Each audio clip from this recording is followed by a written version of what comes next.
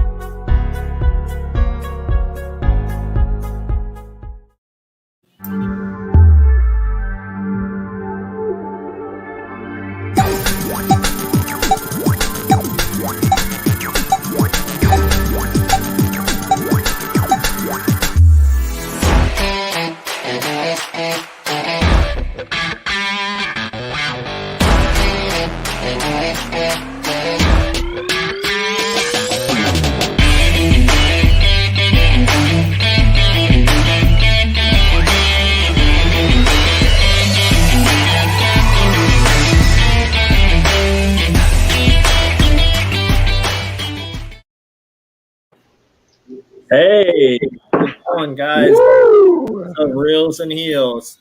Willow, I'm loving the hat. Yeah. You just came from the North Pole. You look like one of I didn't Santa's check the elves. batteries before I put it on. Sorry, guys. It sings. It lights up and sings. Well, this is episode 35. Today is the Christmas episode. We've been talking about Christmas films, and I kind of was doing some research on TV episodes that had, pretty cool Christmas episodes. So we'll hit that. But I'm seeing a lot of new faces on the roundtable. We'll start with Dan Johnson. How you doing? Doing fine. Happy to be here. Eager to talk Christmas movies. Yeah. So you want to go ahead and introduce us to the world of Dan Johnson? What do you do? A little bit of everything. I am currently the head writer and editor of Cemetery Plots, a horror anthology with Empire Comics Labs. And also, I am the founding editor of a comic book company called Old School Comics. It's a subsidiary of Lucky Comics. Besides that, I also write for magazines such as Retro Fan and Back Issue. I'm also a gag writer for the Dennis Menace comic strip. Key thing is I really can't hold down a job. I keep bouncing around from everything, so that's just me. And well, a familiar face to myself, but not to Reels and Heels. Nick, how you doing? I'm good. How are you? I'm glad to be here. Thank you for having me. Yeah, so I've been following your time there on Nerd Culture, and I love the vibe that you have over there. And I just thought, hey, man, you'd fit in over here. So, Yeah, I've been there for about 2 months, a month or two right now, and it's been great. Honestly, everyone's been really helpful. I love editing, and I love DC. And my brother kind of got sick of me telling all the DC news, so I'm like, all right, might as well tell it to people on YouTube. So a little bit background on yourself. Tell us something. So I'm from New Jersey, actually, and I go to Towson University right now. I'm a double major. I work for the Towson Sports Network. I'm in 3 fantasy football leagues, so that's fun. No, and I'm busy always. I wrote for the Watchdog this past semester, which was a lot of fun. I joined Nerd Culture, obviously. And it's been a very busy few months for me. So, Nice. Well, welcome aboard, and Thank you. look forward to following your journey. Absolutely, thank you. All right. So now we're joined by Grant. Grant, how you doing, man? We've known each other since the Brian K. Moore show, and I figured you'd be another great guest to come on. And you got a fantastic comic that you're working on, yeah? Yeah, so Beowulf, it's not out in stores yet. It's probably going to be up on Kickstarter a little bit into the new year. But there is a free sample on my website. If you go to www.monarchpublishing.net, you can get a free copy of a preview. It's about the preview's about 6-7 pages, and then there's some other stuff along with that in the PDF. Nice. Yeah. Cool. That's awesome. I love finding out more about the independent comic scene. There's over COVID, there's been a lot of creatives, not just podcasts, but in the comic world, the novels. if there's a time that you're stuck at home for months upon time, I mean, you got to create something, right? Yeah, so many people like 2 or 3 months from now are going to have their COVID novels or their COVID screenplays or comic books or whatever, and we're just going to be inundated by new content, I think.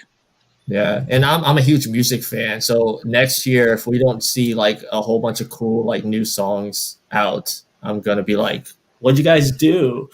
Yeah, exactly. It's like everyone has stuff lined up, but they just have to get it out now. Yeah. Yeah, I mean that's exactly what happened with me. I was like, okay, if I can't put together a comic book when I'm just sitting around my house all day, it's never going to happen. So, Wow. I feel lazy better now than for most playing people. Spider-Man in my breaks. I feel So, very lazy now. Let's jump to the two resident people that just kind of hang around. Ryan, how you doing, buddy? Gotta hang around.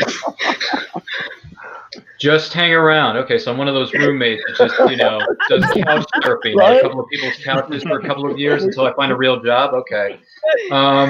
I'll take that as a throwing shade at your own best friend. But I'll say this, though. Thanks for having me. I guess, maybe we're friends after this show. Maybe we're the worst of enemies after this. I may have to put you on, the doghouse or something. But anyway, no, I'm happy to be here. This should be a good show. There's not going to be any arguments. There's not going to be any angriness. There's not going to be any tears being shed. I know Nicole's still getting over whatever happened last week on Supernatural. I think it ended after like 20 years. So, other than that, it's the holiday season. It's a season to be jolly. We're just here to give back, and I hope this show is entertaining enough for the viewers at home. So we'll see. Yeah. In all seriousness, we love having you, Ryan. You're a great person. Yeah, sure I am. Yeah, he's the roommate that actually pays rent. Yes. I pay it 2 days before it's due, so I do it before it's actually the due date. So I'm ahead of the curve, as it were. But happy holidays, so one and all that are here. This should be fun. Yeah, and then, oh man, if you guys have not seen the comedy of the Hennessy Williams Experience, you need to go search that out now. How you doing, brother? I'm doing good. I'm doing well. Approaching the best part of the year, Christmas time. I love it. I love having a fat white guy take credit for all the things I worked hard to buy. just like normal, right?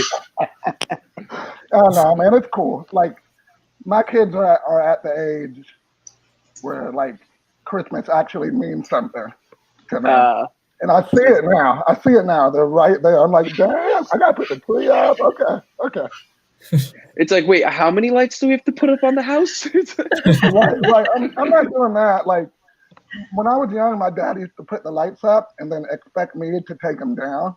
And like, it became to the point they just stayed up all year.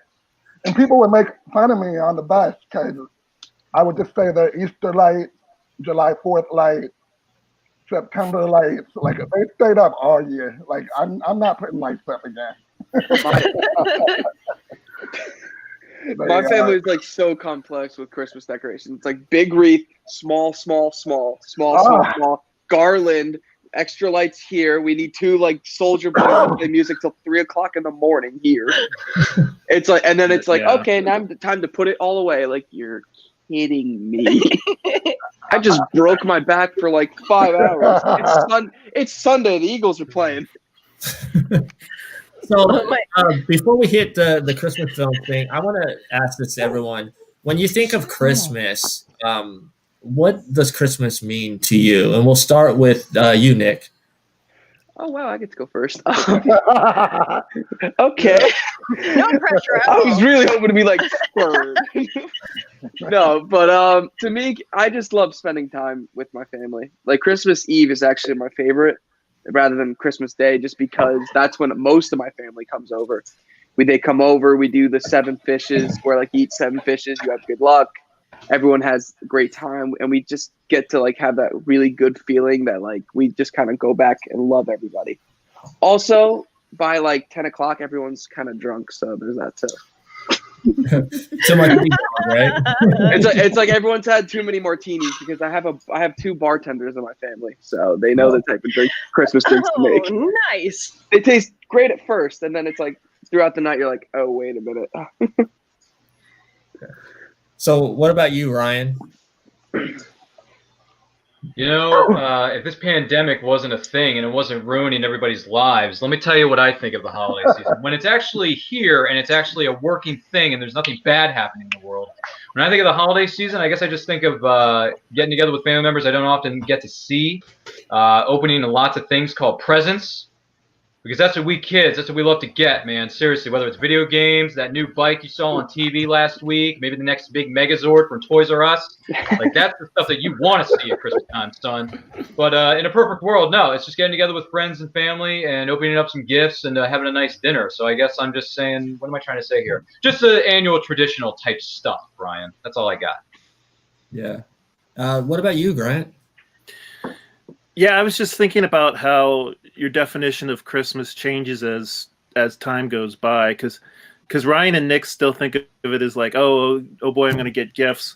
Now I'm more worried about what I'm going to get my kids for Christmas. I think as you get older, Christmas starts to feel more like an obligation, and you have to kind of like get yourself out of that mindset a little bit. Have you guys noticed that at all? Absolutely. It's worse when you work retail. Oh, yeah. Man. I have been fortunate enough not to work retail yet. Don't. So I'm a waiter. Keep your I'm a waiter sanity. right now, so I still kind of hear the people. it's Retail funny. or the restaurant industry. Either one of those two. The restaurant industry is woo. It's not looking great right now. No. No. It destroys all your faith in humanity around this time. Yeah. I can see that. So Hennessy was saying that his kids are finally at the age where they start to appreciate Christmas. It's funny, my kids are starting to grow out of that phase.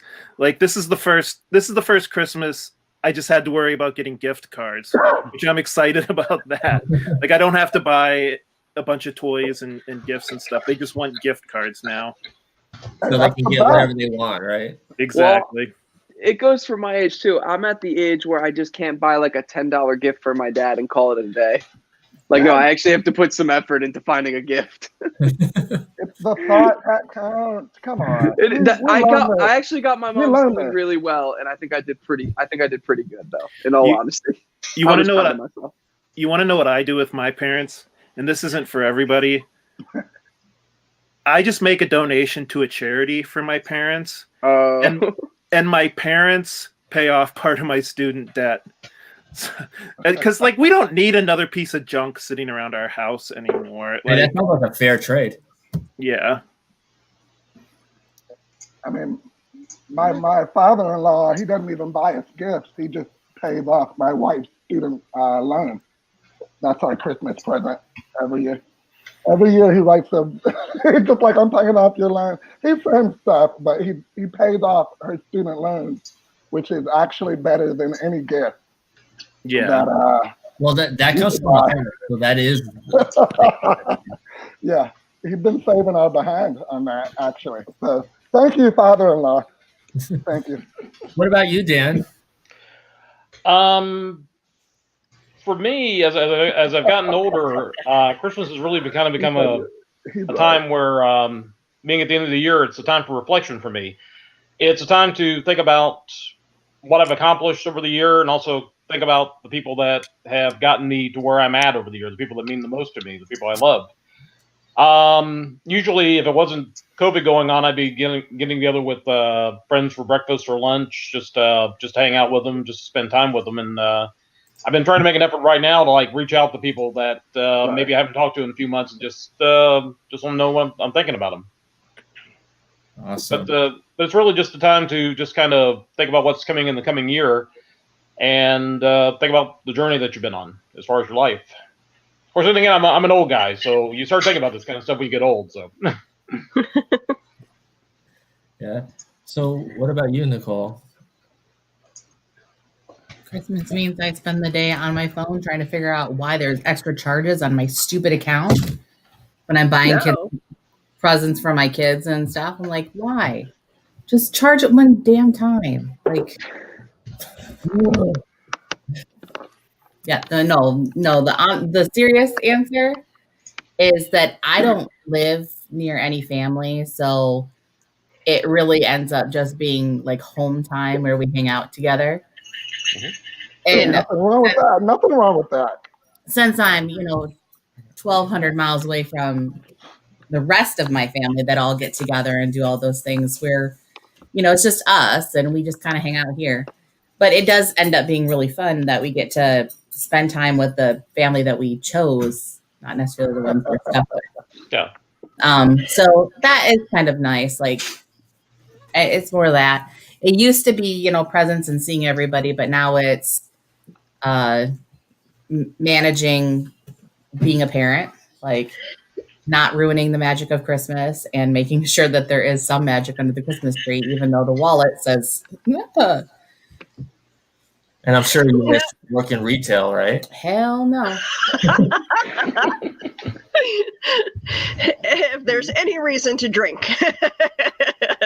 That's okay. That's okay because I'm a teacher, so I have a reason to drink too. But especially starting next week, because that's the road to insanity. Oh my God. And you think it would get better when they get into middle school and high school, but it doesn't. They get more ridiculous. But there's nothing in it. It's just coffee. All right. What, y'all passing around, making sure? What are you, the health inspector over there, Brian? What you doing, Was I boy? supposed to get a drink? Did I miss something? He's the one that puts stuff in his coffee. I don't put stuff in my coffee. Water? Jeez, water? man. Cut back on that caffeine there, boy. No alcohol in my coffee.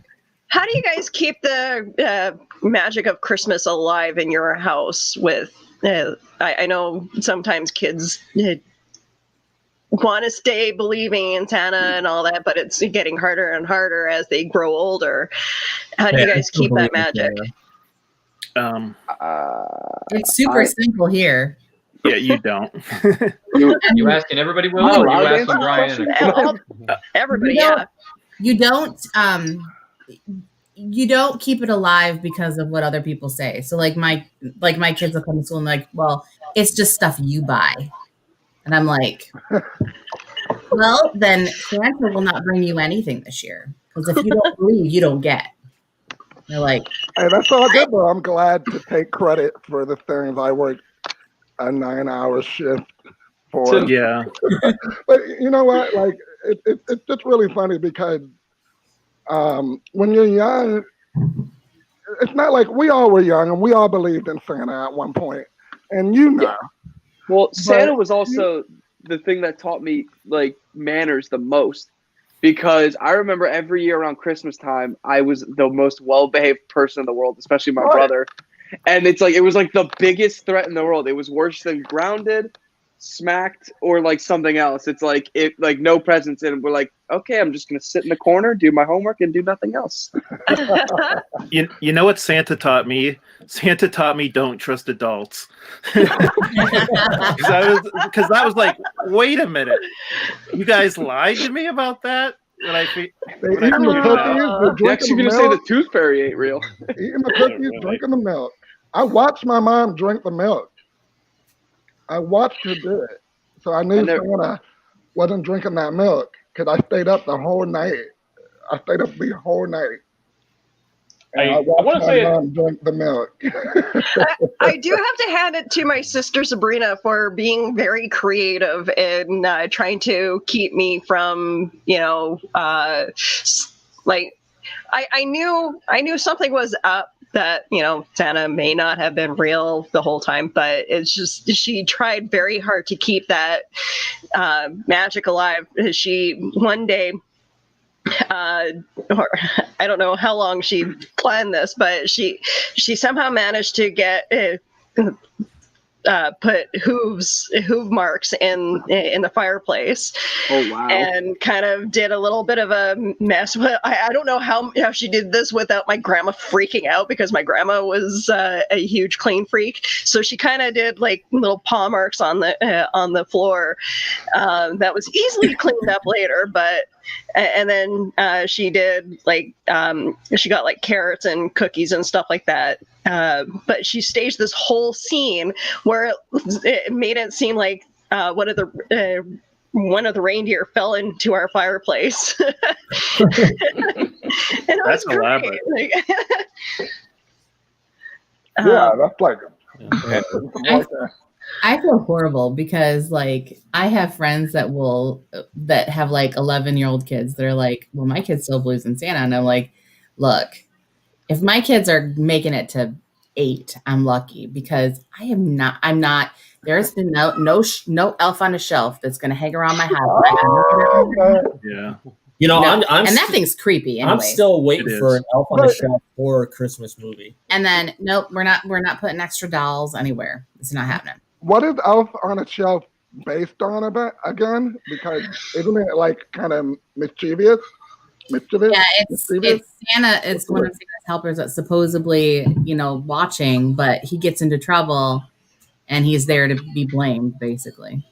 But I'm like, I'm creative, but I don't have time for that. Like, Yeah. having a full-time job and a part-time job and being in school, I'm like, I don't have time. I'm like, I love my kids. We'll wrap presents. We'll make it a cool thing. We'll make hot cocoa. We'll watch Polar Express for the 85th time. But we are not. I'm pretty sure Garrett is Santa Claus. Wow. I mean, look, Garrett. First of all, I thought Garrett was pushing 84 this year, but you're saying that you still believe in Santa Claus after 5+ decades on God's green earth? Man, do you have some cojones to admit that in front of 20,000 people watching this at home, Garrett? My goodness, 50 years old and still believe in jolly old Saint Nick? You got guts, man. I'm going to tell you, though, in my house, if you didn't believe, you didn't get. No, you said you didn't believe in Santa Claus and you questioned it. You were like, no presents. Your stocking was empty. They're going to move the extreme to Parlor, man. Man. Talking about Santa Claus, believe in Santa Claus. I told my husband if we ever have kids, I'd want them to know the truth right away. There's no Santa, but we would try to find ways of keeping the whole tradition of Christmas alive in our house. And my husband was like, "No, you have to have the children believe." And it's like, it's a disappointment when you get to that age where you find out from your school classmates that there's no Santa and your parents have been messing with you the whole time. Yeah. Well, my bad. Go ahead. I was going to say, I don't think my parents ever told me one way or another. It was always like my teachers or the other students who were like, "Oh yeah, Santa's coming tonight." And I was always a little dubious, but yeah, it wasn't until I was like 8 or 9 that I realized, like, okay, this story doesn't make any sense. Like, how does he get back up the chimney? What about houses that don't have chimneys? There you go. There it is. I didn't have a chimney, so my parents just said he walked through the front door. I'm like, right, exactly. But we lock it. There's like 12 locks on my front door.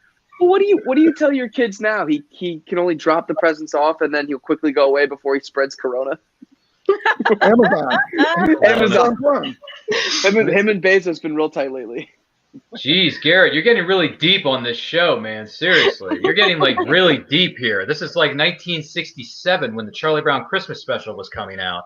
But see, that's the whole thing about being a kid, though, and that's what I think makes things more enjoyable and happier when you're an adult. Is that there was that magic, there was that like joy that you felt around believing in something that wasn't possible. Like, I mean, don't we all still believe in things that aren't possible even now? Like, why are we doing what we're doing right now? We know we're probably never going to be Markiplier, so why do we keep on doing it? Well, because we're passionate about it. I think that's why we're passionate. I mean, like, that's why a lot of parents are passionate about, keeping the Christmas spirit alive for their kids. So that passion is breathed into them. I think that's part of the thing. I know when I was a kid, up until the time I was in my 30s, my mom, whenever I got a Christmas gift from her, it was never from Mom, it was from Santa. For her, it was fun for her to hide the gifts. It was fun for her to wait for us to go to bed to put the stuff out and to take the cookies and leave little clues that Santa had been there. One of the fun things that I've seen have been parents are like, well, now if you don't behave, I have to get Santa on the line. Actually, I had people call up pretending to be Santa, and just you see watching the kids' eyes get all wide as they're actually talking to Santa and everything. And it's fun for the people on the other end too, because it's that imagination. I think it's something that starts with Halloween when you're dressing up for Halloween and you can be anything you want to be, and it's just that magic time of the holidays where it goes all into New Year. It's your imagination goes to overload, and there's something magical about that. Even as an adult, when you watch kids engaging in that, it darkens you back to being a kid. Yeah. So let's hop into some Christmas movies here. Do it. What's the first one that comes to everybody's mind when you think of Christmas? Name that Christmas movie. We'll start with you. Go ahead. Sorry. Christmas Story. Oh yeah. Yes. I was Charlie Brown Elf. or Rudolph the Red-Nosed Reindeer. Like, I'm old school. Like, I swear to God, if I see one more commercial about Elf, I'm gonna vomit. I never see that movie again. But that movie's like, didn't watch that thing. It captures Christmas so much is the problem, though. It tells you that it's not just about gifts; it's about like the magic of Christmas, and it actually talks about how when people don't believe anymore, it just kind of drains the spirit of Christmas. Yeah. And I know you don't like Elf, but that documentary. I love Elf. That's my favorite movie. You don't like it at all? That's one of my favorites. But that documentary we watched on Netflix was really good. The documentary was awesome, and I don't hate it. I'm just not like, I've seen it 42 times. I'm good. I've probably seen it 42 times as well. I'm not gonna lie, but at the same time, I'm gonna watch it 43. Right. I'm gonna watch it. I mean, my thing is, like, I've seen A Christmas Story probably over 100 times, and I could watch it every single time it's on TV. I don't know why. I love that. Yeah. But I've seen Charlie Brown just as many times, and I could watch that 100 more times in my life, along with Rudolph the Red-Nosed Reindeer, the stop motion one. Frosty the Snowman. I remember Frosty the Snowman was good. I really liked Rudolph the Red-Nosed Reindeer. I remember when I was a kid, my dad loved A Year Without Santa Claus. That was really good. Really? I know that one. What do you mean? What do you mean, sir? Which Grinch though? Which Grinch do you guys like the best? The Boris I Karloff. like the cartoon a little bit more. Just give me the cartoon. I played the fifth. But now there's two cartoons. I like the original animated, but the new animation one is pretty good. I personally love Jim Carrey Grinch. It's so over the top, but it's like, all right, I'm in. Let's do it. I don't know. It works better as a 30-minute cartoon as opposed to a 2.5-hour movie. It's just it has no reason to be a 2-hour movie. Absolutely right. Yet I still enjoy Jim Carrey doing his best Grinch impression. 100%. I'm not going to say no to that. Have you seen the new animated film that came out? I think it was. I did. Yes, I remember I saw it in theaters last year. In the theater. It wasn't disappointing though. It was that one was good. The kids enjoyed that one too. It's just like, I kind of feel the same way about Jim Carrey as I do about Will Ferrell at this point. It's like, oh my God, like, and Johnny Depp. Like, can you just? The world needs over-the-top actors. He was so amazing, though. He was so good, though. He was so amazing. He pretty killed it. I think my roommates like the soundtrack more than the actual movie for the new Grinch movie. Watch your YouTube videos.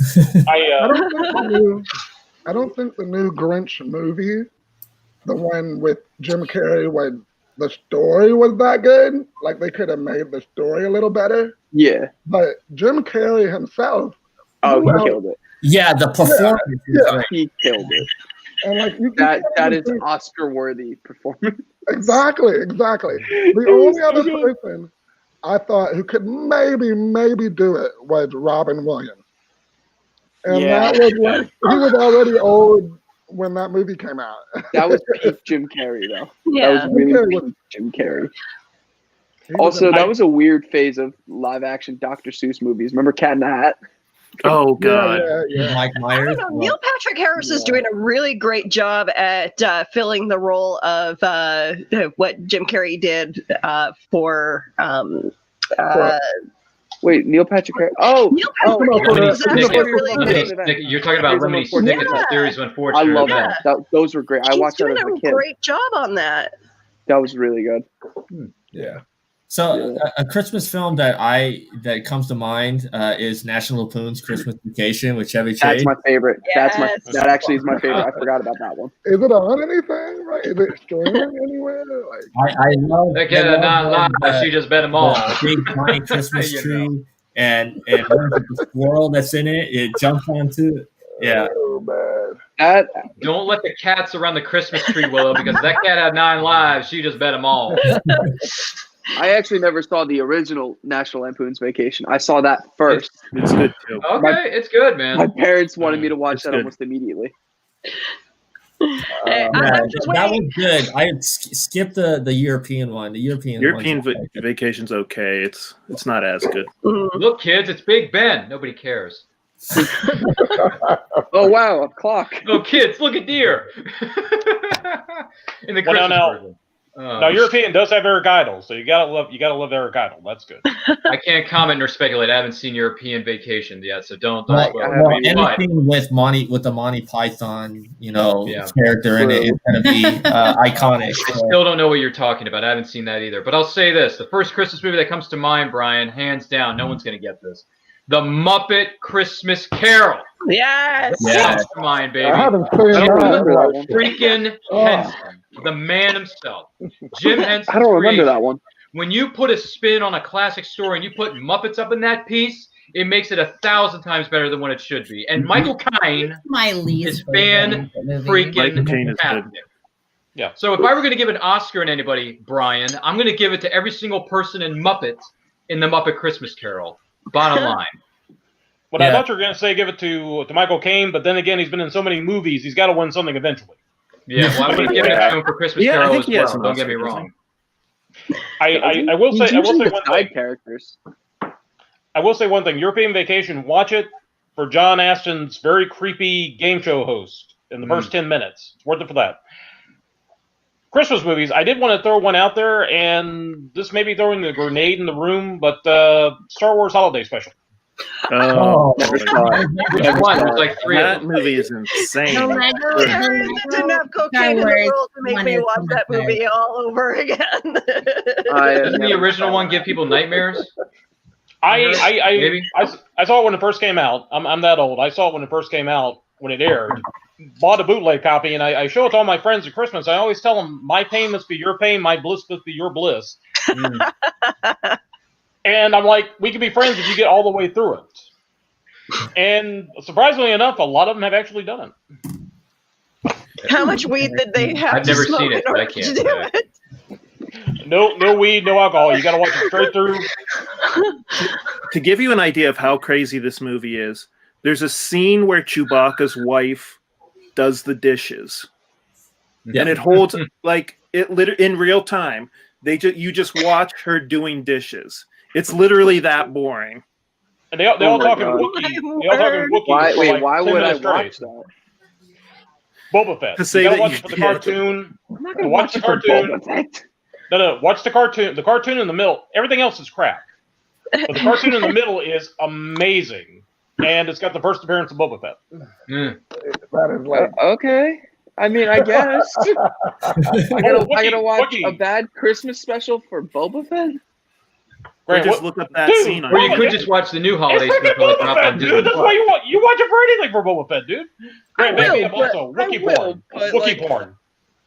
You gotta watch it for Wookiee porn too. I do have to say that the Lego Holiday Star Wars special on Disney Plus is really, really good. I gotta like see that. I haven't seen it yet. I haven't seen it yet either. It's on my list. It's on my list. Trust me, it's there. So since he brought up the elephant in the room, over That's or what I do. under 30%, Disney actually will release it sometime. Release what? Really? The holiday that's special? over. Really? That's over. They will. They Under can't. 30%. Disney will release Didn't they anything. take all the copies of that movie, including the digital versions, like they did with that video game from Atari, and just throw it in a garbage place somewhere and burn all the copies? See, I'm still waiting for them to just release the original versions of Star Wars. I mean, They did it before in That will not 2003. It will not happen. I think those are coming they're waiting for a certain number, 50. 50, And yeah. I think that's when they're going to release it. So you got to wait another Yeah. 6 or 7 years, guys. Sorry.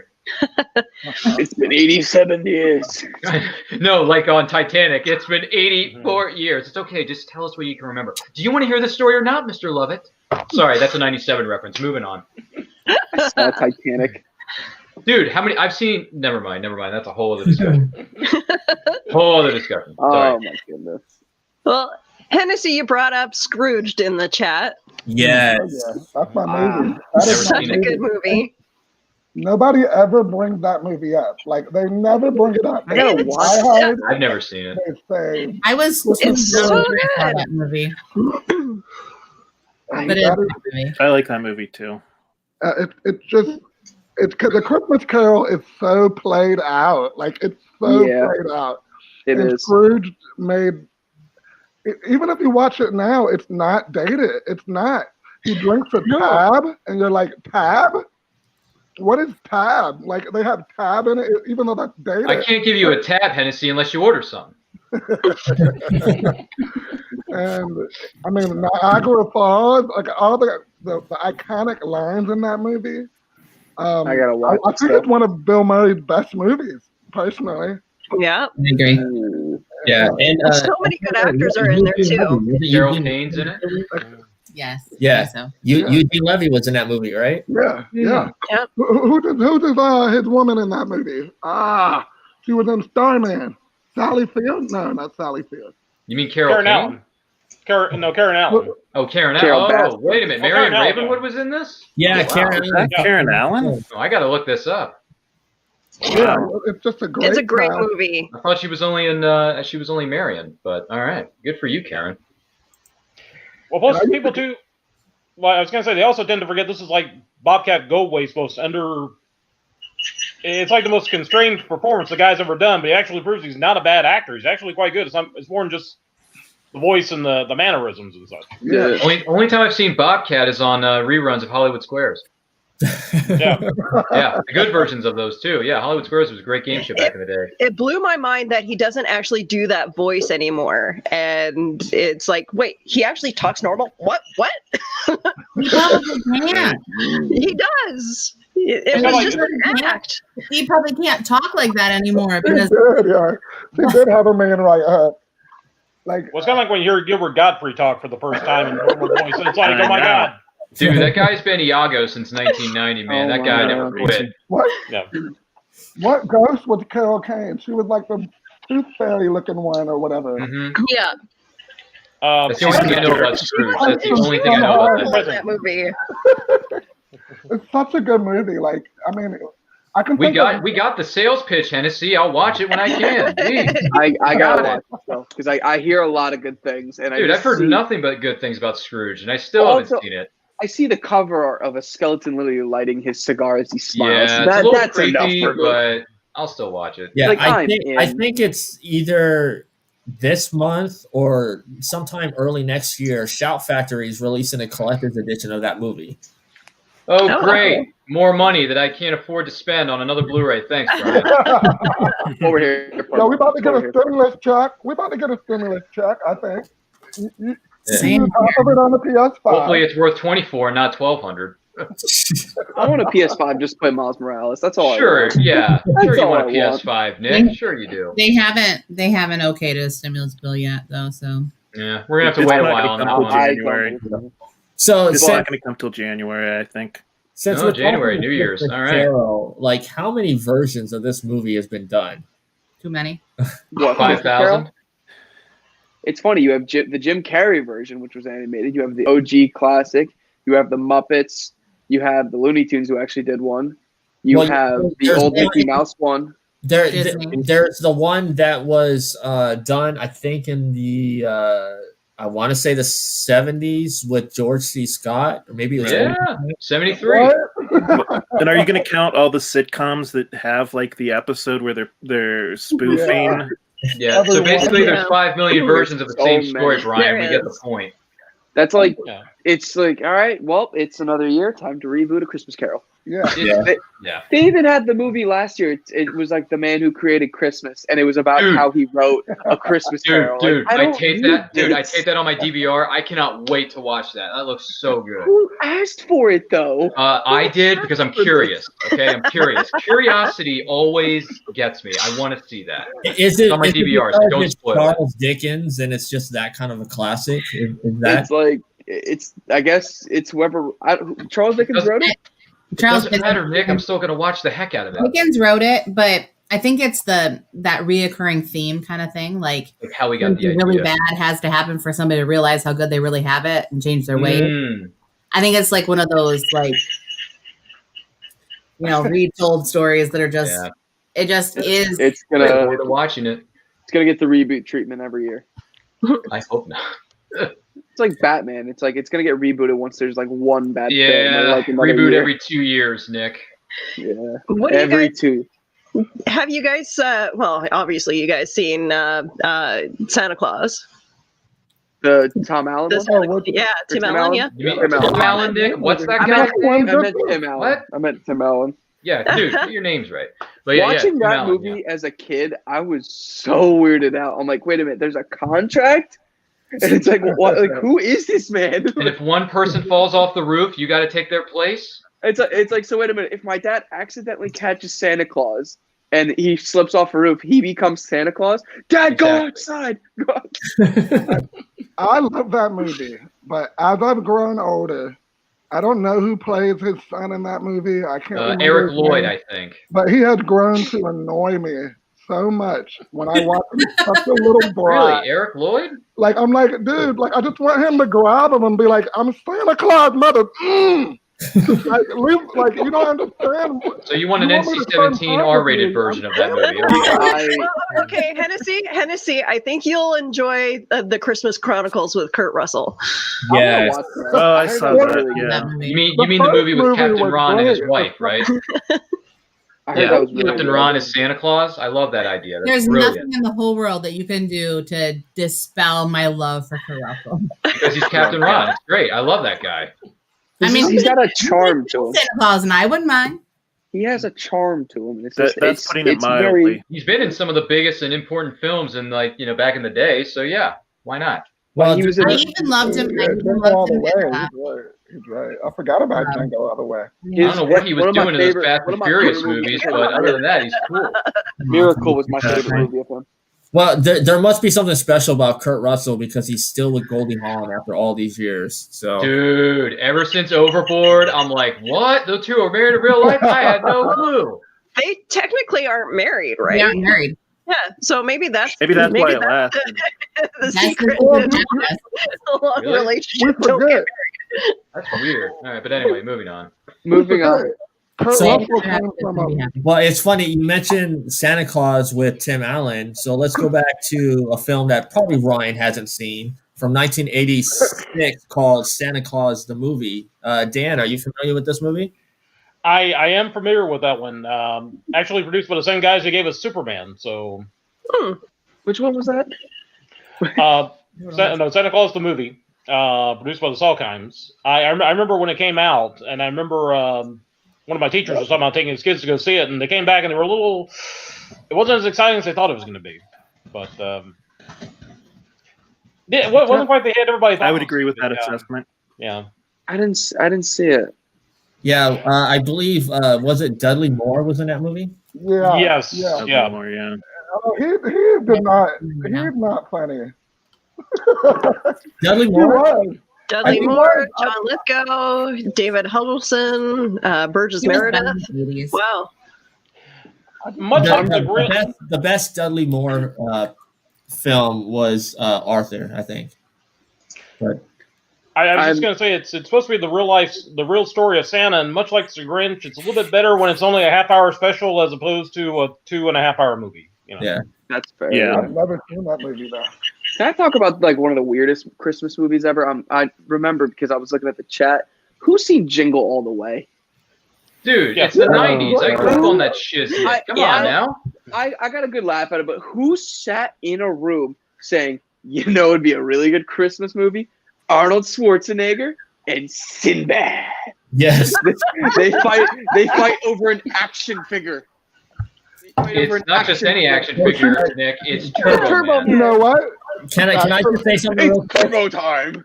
Ken, you bring up this movie, and I just want to send my thoughts and prayers out to Sinbad. He actually just had a stroke recently. Yeah, he did.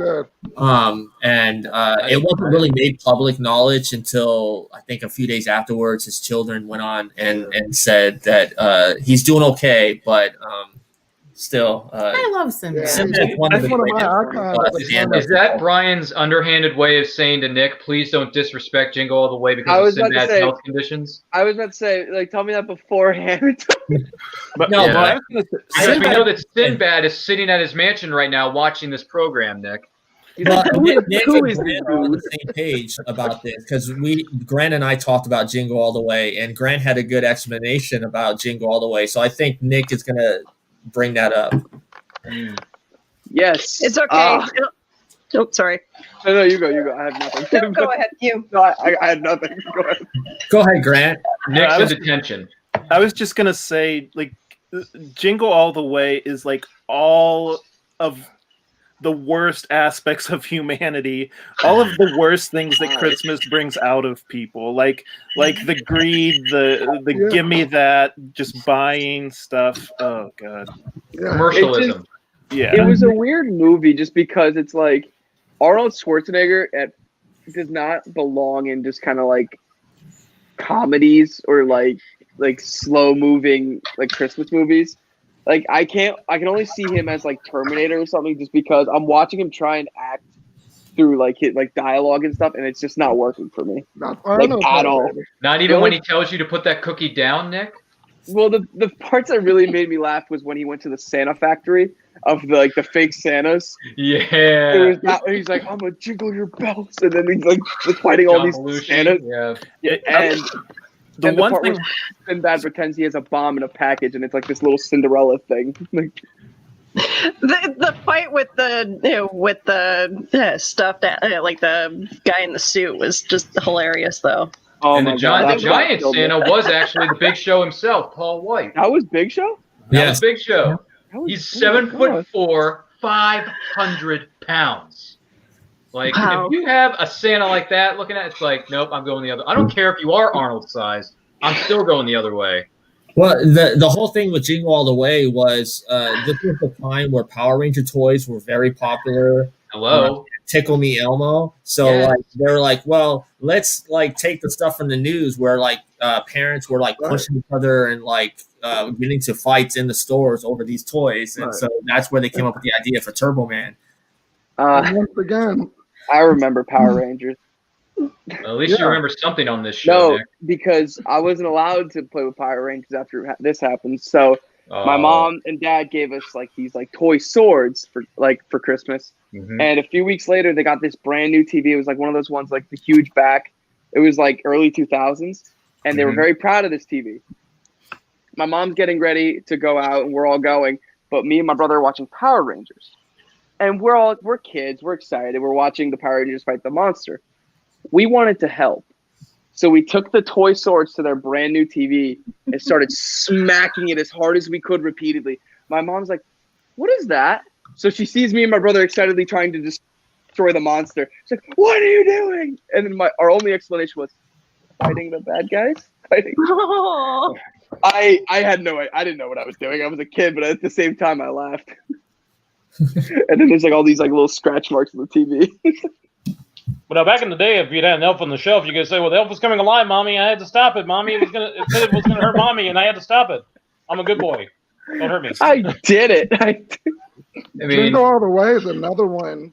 Yeah. Another one where the kid is a brat, though. That would be Jake, Errol's brother. Yeah. Then he is, and you already pointed it out, Grant. It talks about the worst aspects of Christmas. And I never even thought about that because that's exactly what that movie is. Like Phil Hartman. Phil Hartman is R.I.P. man. R.I.P. His wife. Like he is trying to sleep with his wife. And he's making it funny. And the scene remotely worried about it. It's a Christmas It movie. was very weird.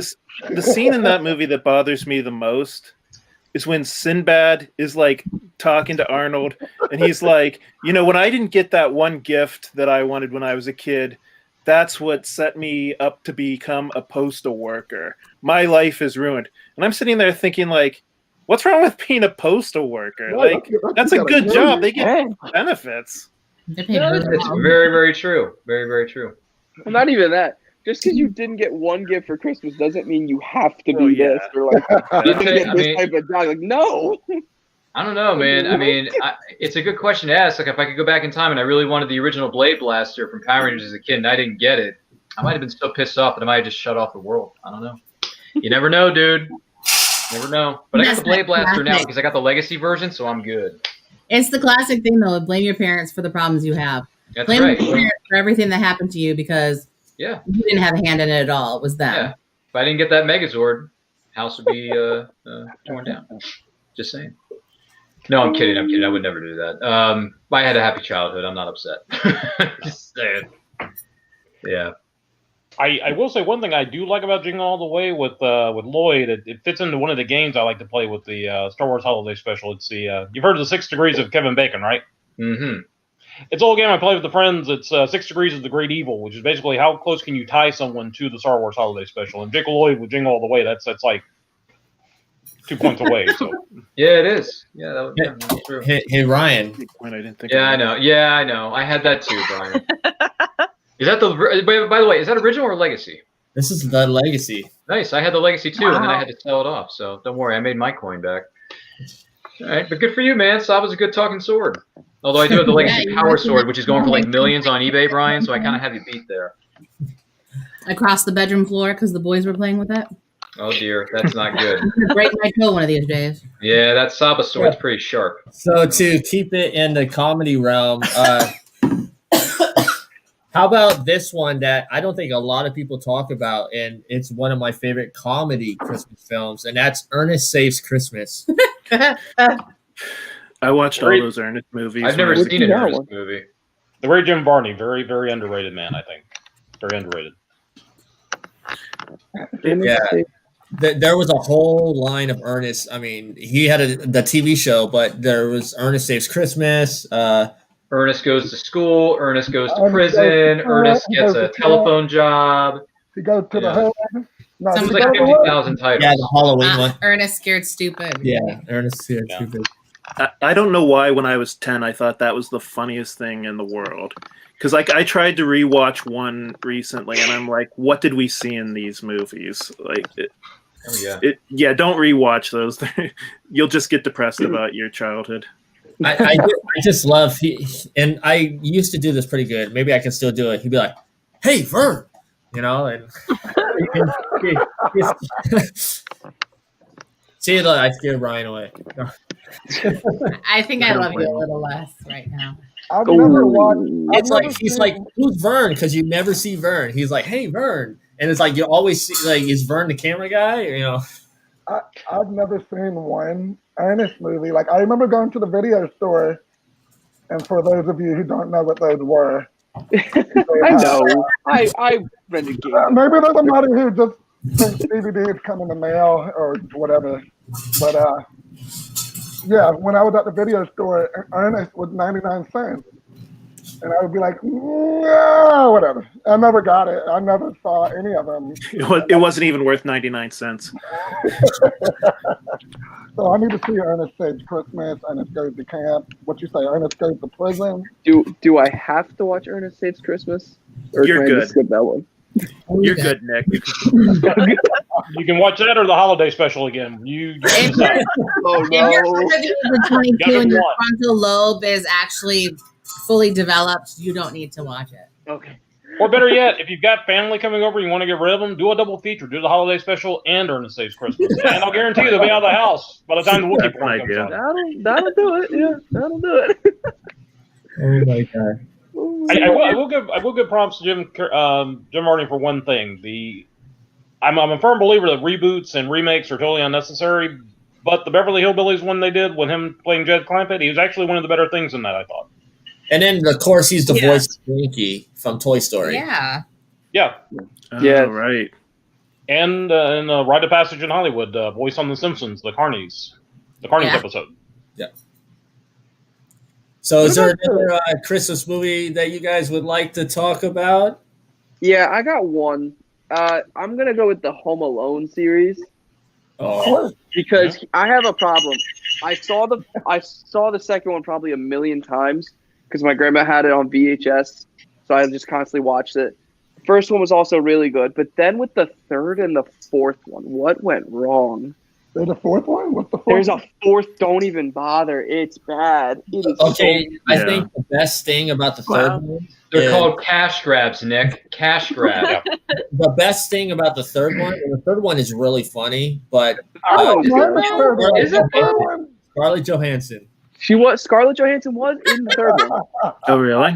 She was only in it for like 2 seconds. She Black played Widow the was a big big deal deal. for her big break. No. Before that, she was in North with Elijah Wood. That was her first gig, and then she was in Home Alone 3. Oh my god! No, I just remember watching the third one. Like, where's the OG kid? Where's Kevin? Where's Kevin McAllister? Macaulay Culkin had a a very difficult childhood. Oh, I Very know he difficult did. 'Cause childhood. you look at him now, it's like, oh no. To his defense, in the third one, he tears them up. He tears them up, though. Oh yeah, the third one he was close to manslaughter. He was very close. I think They they should- should all 4 of them. They should make another Home Alone. They should make another Home Alone actually- just with Macaulay Culkin now. Like yeah, Well, Macaulay Culkin as the dad? he's the No, parent. just him like hanging out around his house as an adult. Well, they're Didn't they do that with that Super Bowl commercial? Yeah. Oh, okay, I didn't know about that. Yeah, they did it- that with the Super Bowl What if, commercial. what Yeah, if yeah. Kevin's a dad now? He leaves and he sees the criminals like knocked out from his son. He's like, "That's my boy." Like that. That would I'm be- so proud of If him. that was a reboot or a sequel, that to the original canon, that might be nice. Who knows? Probably not though. But Well, do a continuation with Macaulay Culkin, or you find out that he got a bloodlust from having people break in at Christmas time, and it's, Oh it's like my it's a God. horror film now where it's like, yeah, break into my house, break into my house. I actually really like that idea. That would be freaking awesome, especially if you got Macaulay Culkin to I actually do don't that. want a horror Christmas movie. Hey, that would Why? like his image now. Because he's a little worse for wear. Like He's I seen know better we're, days. we're like all of us now are in our 40s, but Weathered and everything is like all world beaten, and it's Kevin.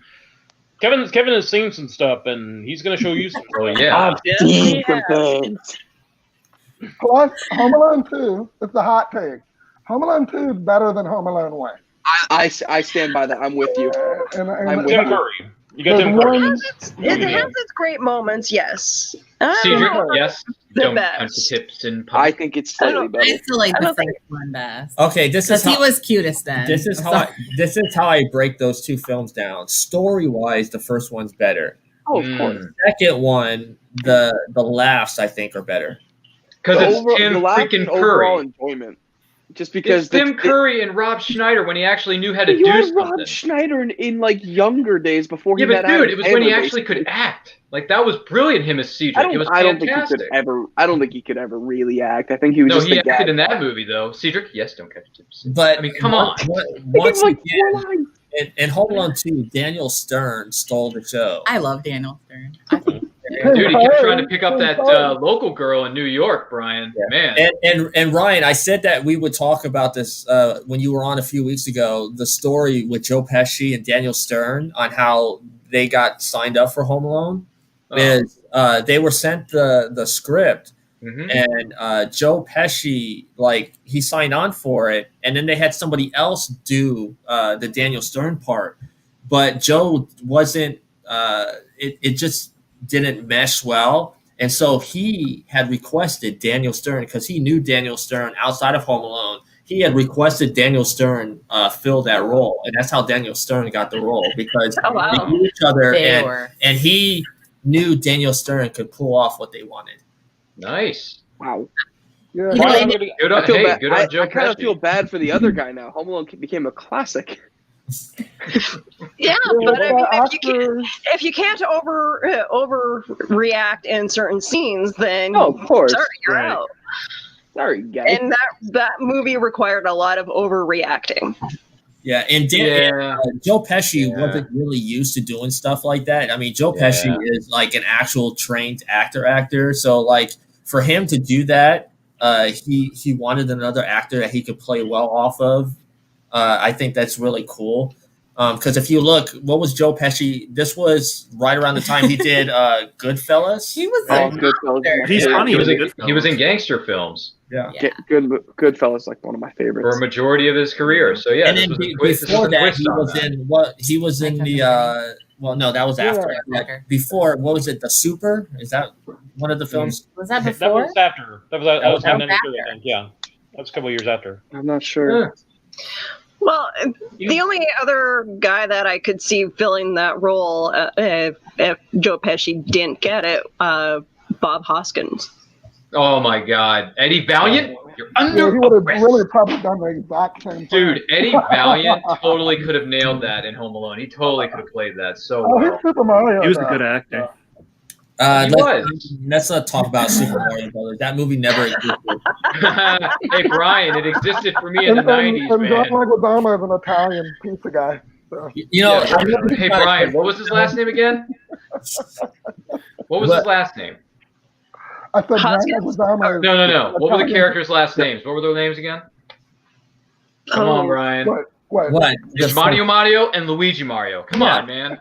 I know. What I'm saying is, why couldn't they do an actual Mario Brothers film? I think it would have been. I think it's because Hollywood saw dollar signs and they didn't care how it was made.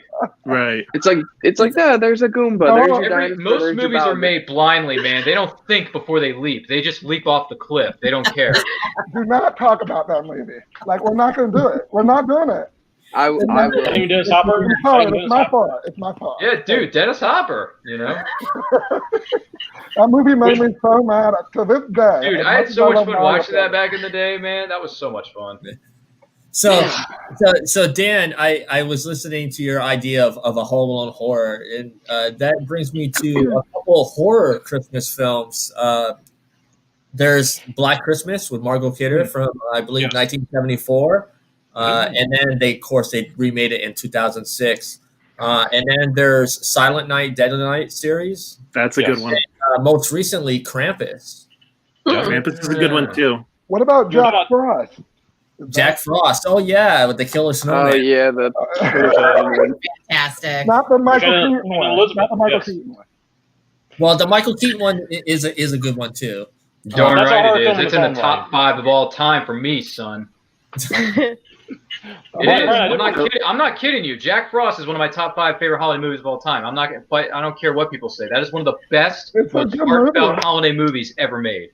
Yeah, to me it is. So now it's gonna be we got to come up with a bromance a name for Ryan and Michael Keaton, because all he ever talks about is Keaton. Yeah. Yeah, 30,000 actors on the show, not just Keaton. That could have Michael Keaton in it. You're like, that's in my top 5. Because I grew up in the 90s. There was a lot of Michael Keaton-ness going on. Jeez. There's nothing wrong with that. Michael Keaton is one of the greatest gifts to mankind. Most people on the internet would agree. Michael Keaton is the best. I need to get an artist to commission. Hold on. I know a lot of artists. I'm going to reach out to my artist friends, and they're going to commission a picture of Ryan holding a heart-shaped picture of Michael. Oh, God. I don't know if I go that far, but all right, fine, whatever. Hey, we're all for creativity on this program, so have at it. Brian, if I may make one statement. I like Michael Keaton too. He's no Adam West, but he's good. He's good. Going back to your horror thing, I did want to ask people if they know the connection about Black Christmas. What are the great things about that? And Bob Clark, the director of that film. I think I remember. Nick and I are too young for this stuff. We don't know what's go going ahead on. The only recent Christmas horror movie I know is Krampus and Black Christmas. This always blows people's mind when I mention this. Bob Clark, the director of the film, did Black Christmas. Is like it's the first horror film set at Christmas time. Bob Clark is also the guy who gave us Porky's and Porky's 2. Oh, jeez. Through the great R-rated films. I always ask people, would you ever watch a Bob Clark movie at this time? And they're like, no, I would never do that. I mean, he makes horror movies and teen sex films. I'm like, yeah, you have. I guarantee you, all of you have seen a Bob Clark film. A Christmas Story. What would I have seen? Christmas Story, yeah. Bob Clark also directed A Christmas Story. The guy who gave us Porky's and Black Christmas gave us A Christmas Story also. I never would have guessed that. Which I can see how that works out, because there's the 4 films over here and then Porky's over here, and Christmas Story is somewhere in the middle. Yeah, so I guess it's fair to say that some directors have range. Bob Clark, God bless him, he passed away not too long, a few years ago, and yeah, the guy was very underrated. I mean, he was a hell of a horror director. But you watch Christmas Story, and Christmas Story is just structured so well. It's I actually got a chance to see it twice in the theaters when I was a kid. Back in the day, I used to go see everything in the movie theaters. And then I remember watching it on television. I kept telling people, watch this movie, it's a good film. And it slowly started getting a following because it's so episodic. You can watch 30 minutes of it, watch a little segment, come back later and watch another little bit. And that's the genius of it. It's perfect for Christmas when you're up and you're like worrying about the ham, and you can't watch a whole movie, so you just watch like 10 or 15 minutes at a time. Exactly. Do you guys know anyone that actually stuck their tongue on a pole? I still don't believe. Does it actually happen? It sticks. It fucking sticks. For real. I heard about a guy in college that stuck something else to a pole. That was not good. I'm sure that sticks too, because think about it, when you put an ice cubes out of the freezer and you're just touching them for the first time and they stick to your fingers and you almost have to get them wet. Yeah. I think his name is. I think he's currently going by the name of Stubby now. I think. But. So yes, I stuck my tongue to the pole and it stuck, and I paid for it for the next couple of days. Will your triple dog dared to do it? That's the key thing. No, I was 6 and stupid. All right, since we're gone down this route, how about Bad Santa? What was that? I was actually just Santa. talking about Bad Santa this morning, because Bad Santa has one of my favorite scenes in any comedy, when the little kid comes up behind him while he's trying to eat lunch, and he just stands up and like screams right in the little kid's face.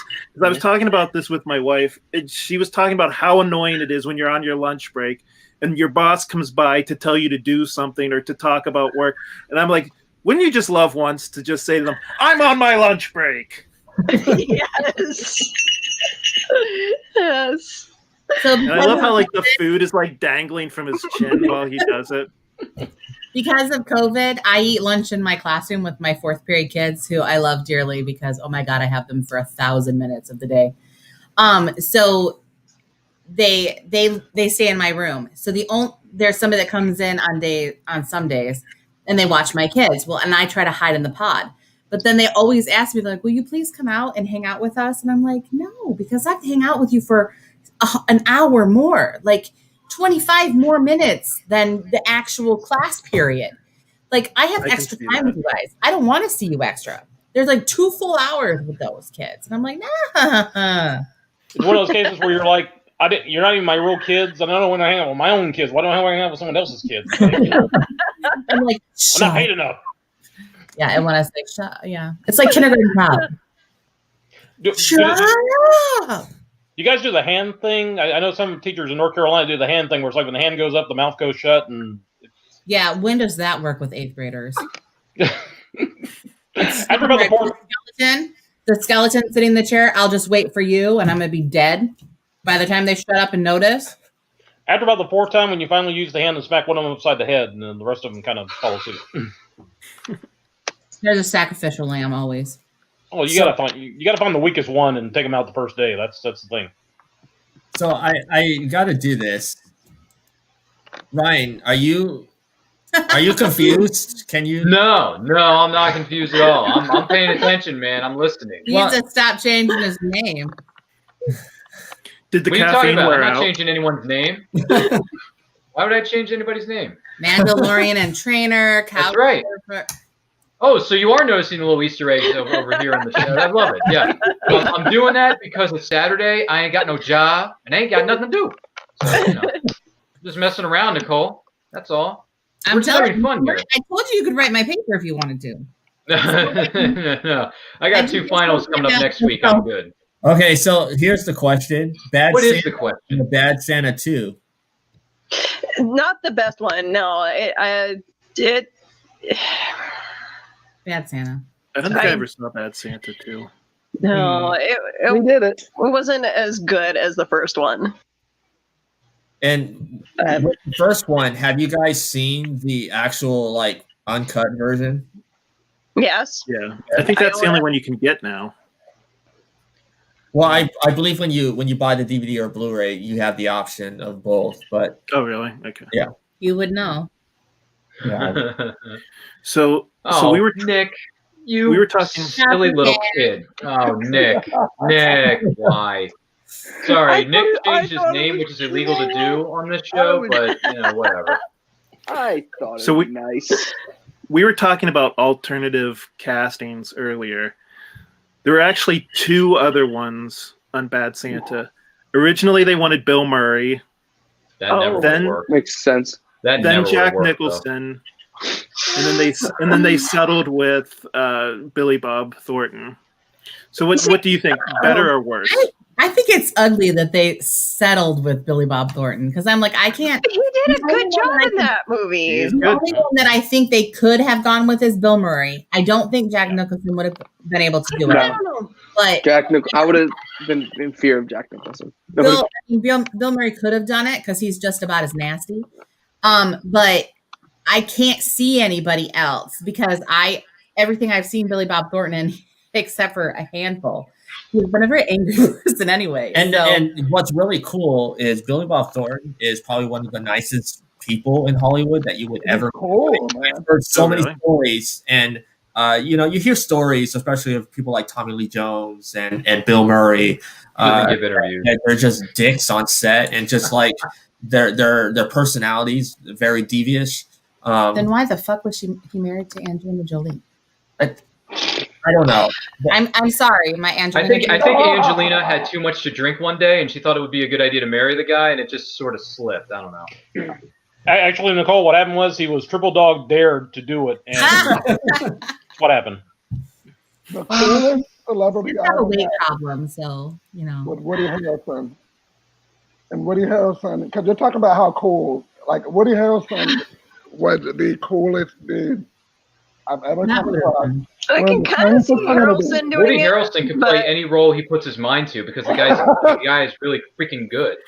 He is pretty good. I thought he was just a comic guy from Kingpin, but then when you see him in War for the Planet of the Apes as a hard-nosed general who can go toe-to-toe with Caesar, that takes guts, and that takes commitment. And so, wait until next good on Woody year. Harrelson for playing a ruthless, conniving, twisted, sick man in the movie. He also can do comedy in Semi-Pro and Zombieland. Yeah. Well, he did that too. If you look at Woody Harrelson in True Detective, I heard he was really good. The craziest thing. Really good next year when he plays Carnage, I think that'll show a difference. Yeah, that's a fan film though, right? That's not real. That's a fan film. That hurts my. It's not real. That's a fan film. That's not real. No, he's joking. He's joking. You know what? Okay, I will have to say this. I know we're not talking about Carnage, but I would have loved to see Steve Bassini as Carnage.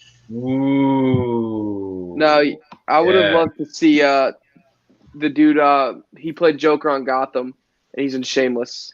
Cameron something. He would have done great because the only reason I watched Gotham was for him as Joker. He did fantastic. He was good. Like the only reason I watched Gotham. Fair enough. Yeah, Carnage never happened, Brian. It's a fan film. It's not a studio film. It's relax. I enjoyed Venom. I'm not gonna lie. Fan film. I enjoyed it. I liked it. They never happened. I liked it. So I is this had its moments. Is Carnage going to be part of the Spider-Man movies, or is it going to be part of the Venom movies? It's technically Venom just because it's Sony, but because of what Marvel and Sony are doing with like this weird Spider-Verse thing, because it's looking like it's really going to happen, it could cross over. Potentially. It's just a matter of who gets the money.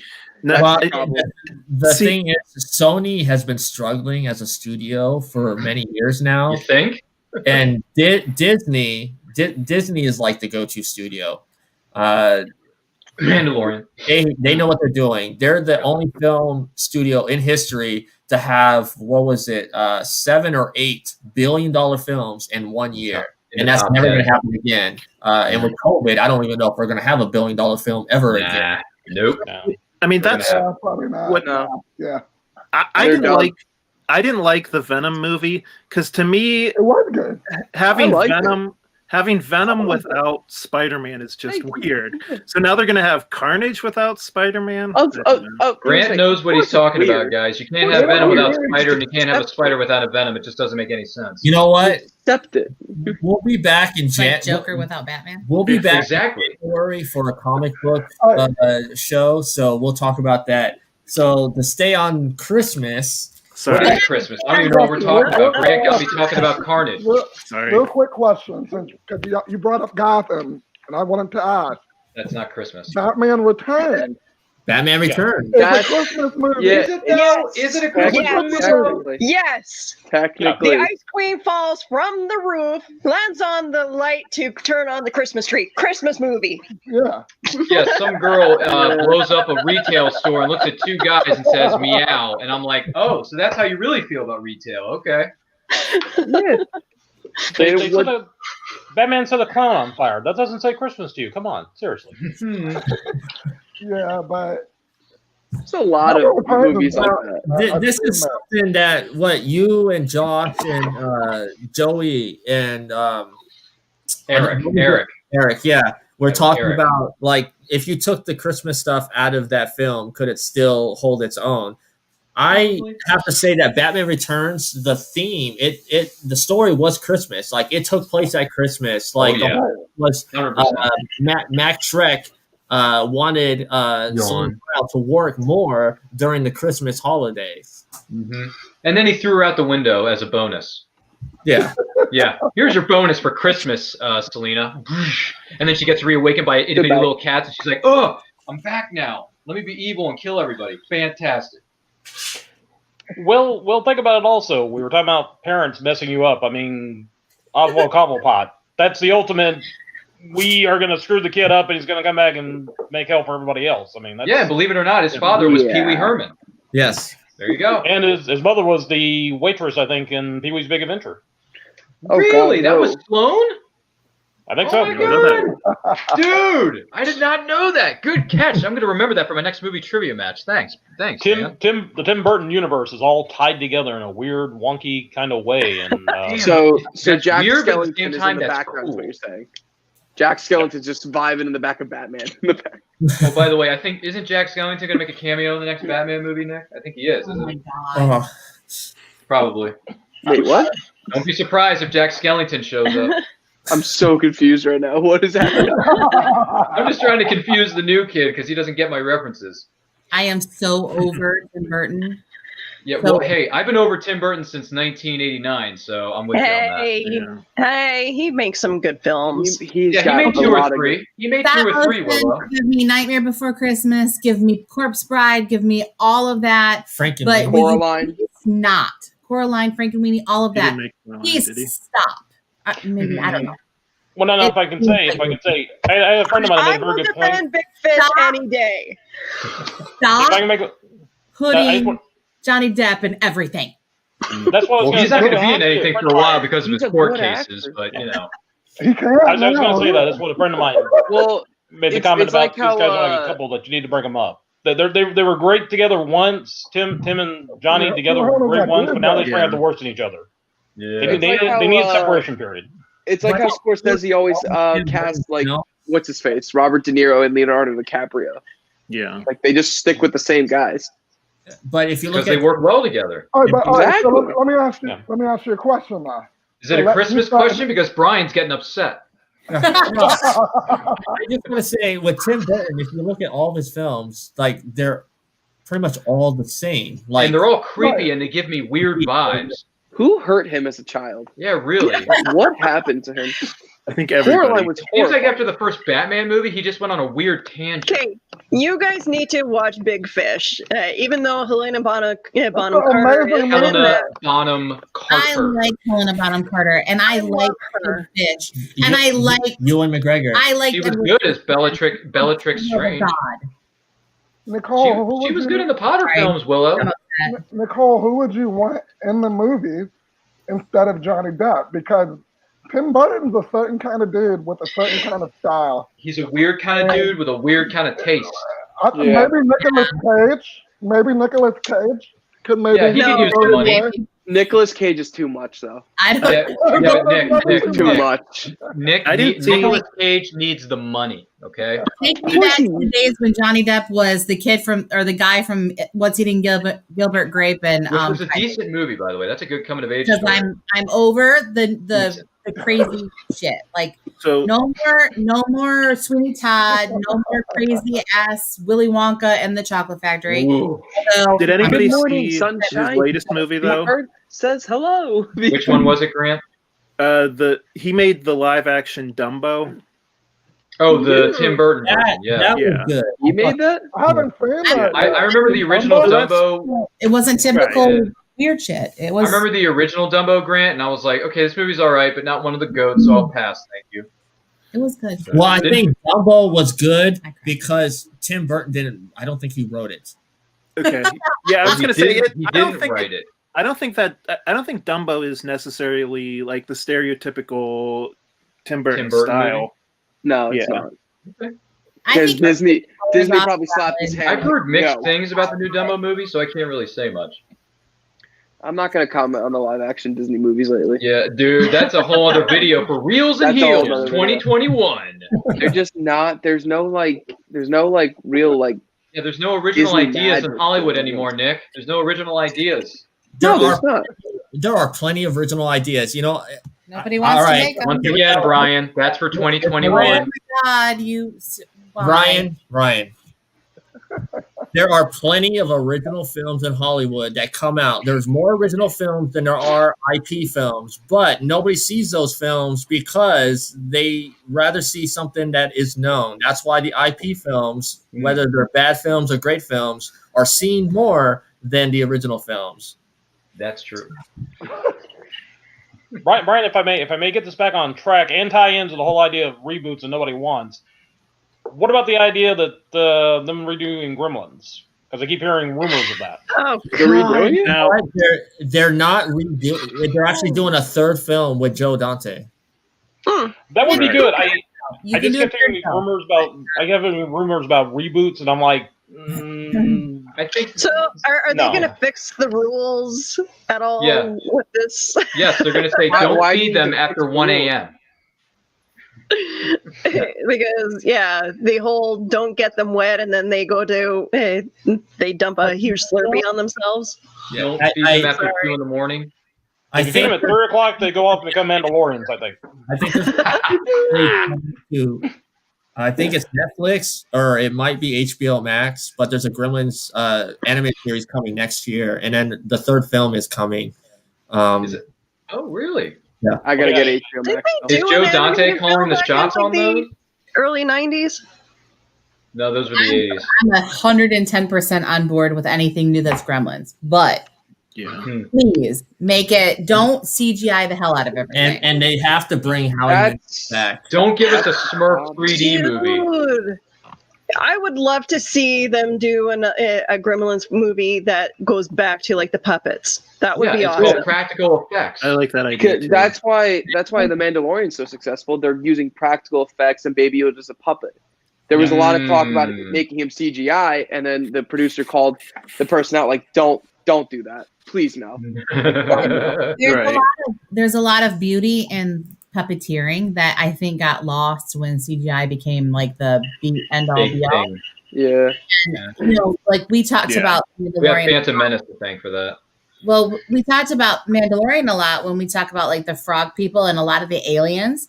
Like when you see emotion on an otherwise like prosthetic face, like if you watched Face Off and other practical makeup shows and stuff where they actually like talk about how makeup moves on somebody's face, well, That's huge. Yeah. You're taking something away when everything is a damn CGI. Yeah. Well, did you guys hear the conversation, the interview Katie Sackhoff gave about when she was on the set for Mandalorian, and she was actually talking to the puppet off screen, just having a little fun. It's like, show me your angry face, and the puppeteers are doing the angry face, and it's like you forget you're actually having a conversation with just this little puppet, because these guys are such geniuses. And going back to Gremlins, that's one of the things that worked about it was the fact that you had these practical effects that really worked. Joe Dante, he's one of my favorite directors too. I love the fact that he does these. We're talking about casting different actors. The fact that he would cast guys like Dick Miller and Robert Picardo, and all these great character actors in roles. And let us not forget the one important thing. I was 14 years old when that movie came out. Phoebe Cates. Oh yeah. Right. So Second only to Karen Allen, in my opinion, but that's just yeah. Well, the argument is Gremlins a Christmas film or not? Yes. Christmas. Yeah, Sure. it's a Christmas movie. It is. Gizmo's a It gift. is. It takes place around Christmas, so yeah. Also, Well, It's the ultimate story of the gift that you do not want to get that makes your life a living hell. yeah. Now, I have a question about Gremlins. So, if they can't get water on them, can they run out in the snow? That was the one big thing about that, because they were running around the snow, and that's like, there should have been thousands of those little suckers. Yeah, it's like once they touch In the my snow, it's like head. game over. In my head, that the words "do not get them wet" means do not put any type of liquid on them. That's what I would think, right? So, they better just be in a sand little. Put them in a sandbox. Right. Literally, just lock them away in the What is sandbox out lizard back. man? Like, what are Throw them they? in the desert. Hey, Nick, let's throw them on Tatooine. Yeah, We'll go to Isn't it Tatooine. snow? Isn't it snow in the it's movie? irritating, and it gets everywhere. You know, Where does the It's movie sand. take That's place? everywhere. Where does the first movie That's take right. place? Whew, talk about horrible acting. Oh my God. The first one was a neighbor. It was like a little suburb, a little suburban town. And I don't know if they. I remember they gave the name of the city, but I don't think they ever gave the state. I want to say it was probably like somewhere in maybe Illinois or somewhere up It in looked like Ohio, Chicago. maybe? It looked like Chicago. That's what it looked like to Was me. it Illinois? Maybe. But it was like 1,000 years ago I saw that movie, and I hadn't been to Chicago yet, so I don't even know how I'm making that reference. Like, it looked like Chicago, but Yeah. it just was weird to me. I'm like, so if they can't get wet, they can't go out in the snow, they can't go out in the rain, you can't take them to a pool. Like, you better just leave them in the house. Well, the thing that always got me was feeding them after midnight. It's like it's always after midnight somewhere. Technically, it's after midnight right now. So But they make a joke about that in the second one, remember? Oh yeah. When there's the one guy who's like sitting and he starts like talking about how the rules don't make sense, and then he just like gets murdered really brutally. And I think that was what Joe Dante wanted to do to people who were complaining about how the rules don't make sense. Yeah. And our resident nerd here, Ryan, just said that Joe just had his birthday, 73 years old. Mm-hmm. So happy birthday, Joe Dante. Okay, who was the kid who played what's his name? No, his name wasn't Henry. What was his name in Gremlins? You mean Corey Feldman? No, not that one. Which one? The lead character, the actor? No. What the hell was his name? Oh, the actor, Zach. I can't. I don't remember his last name. Okay, so he was my answer to all 14-year-old girls. Phoebe Cates' answer, like the answer, like Phoebe Cates was their answer. He was mine. Like, I had a super huge crush on him because he was so cute. I've heard. I was super young. Really? So. More so than Daniel LaRusso, Ralph Macchio?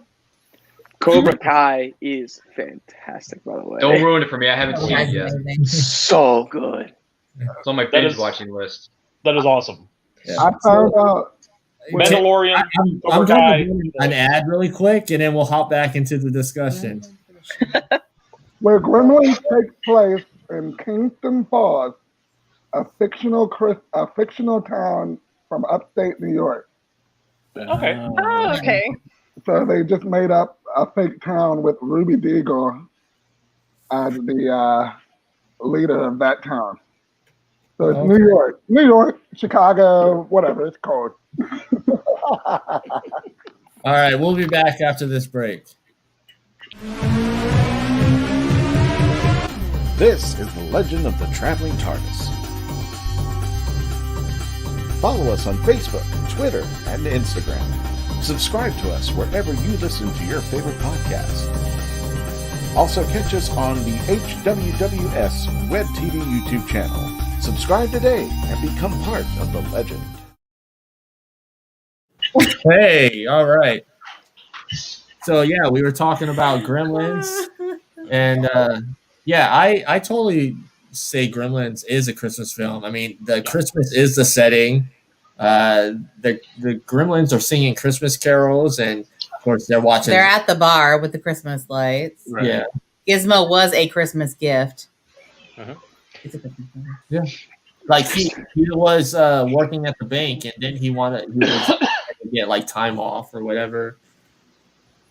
But that doesn't make sense either, though, because banks are closed on Christmas. I was going to say, Phoebe Cates also has a story about why she doesn't like Christmas. And I remember that was like one of the first times I think in a film anybody had ever talked about not liking Christmas and giving a reason. Like, you say you don't like President's Day and it's okay, or you don't like Thanksgiving, oh, it's okay, but Christmas, all of a sudden you're suspect. And that really creepy story about her dad and the chimney is just so... Hey, that's Joe Dante right there. I love that scene because it's so out of place, but it's also just like, wow, she just tells this really dark story out of nowhere. I kind of love it. It kind of proves me on the channel down. Not everybody's Christmases were happy and bright and shiny. Some of them sucked. Some of them sucked bad. Bad things happen at Christmas time. I'm sure everybody has that one friend who tells a little too much truth. You know, I love Phoebe Cates, but I gotta say that's not my favorite movie she's in. My favorite film that she was in is Fast Times at Ridgemont High. Oh yeah, every boy's wet dream right there. Literally with the pool, definitely.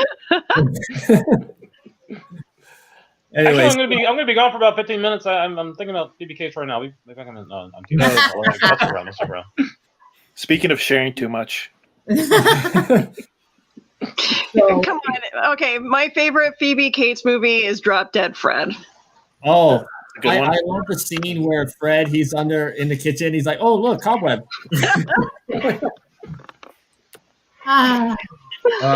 As he's referring I'm about 100% honest that there were no cobwebs.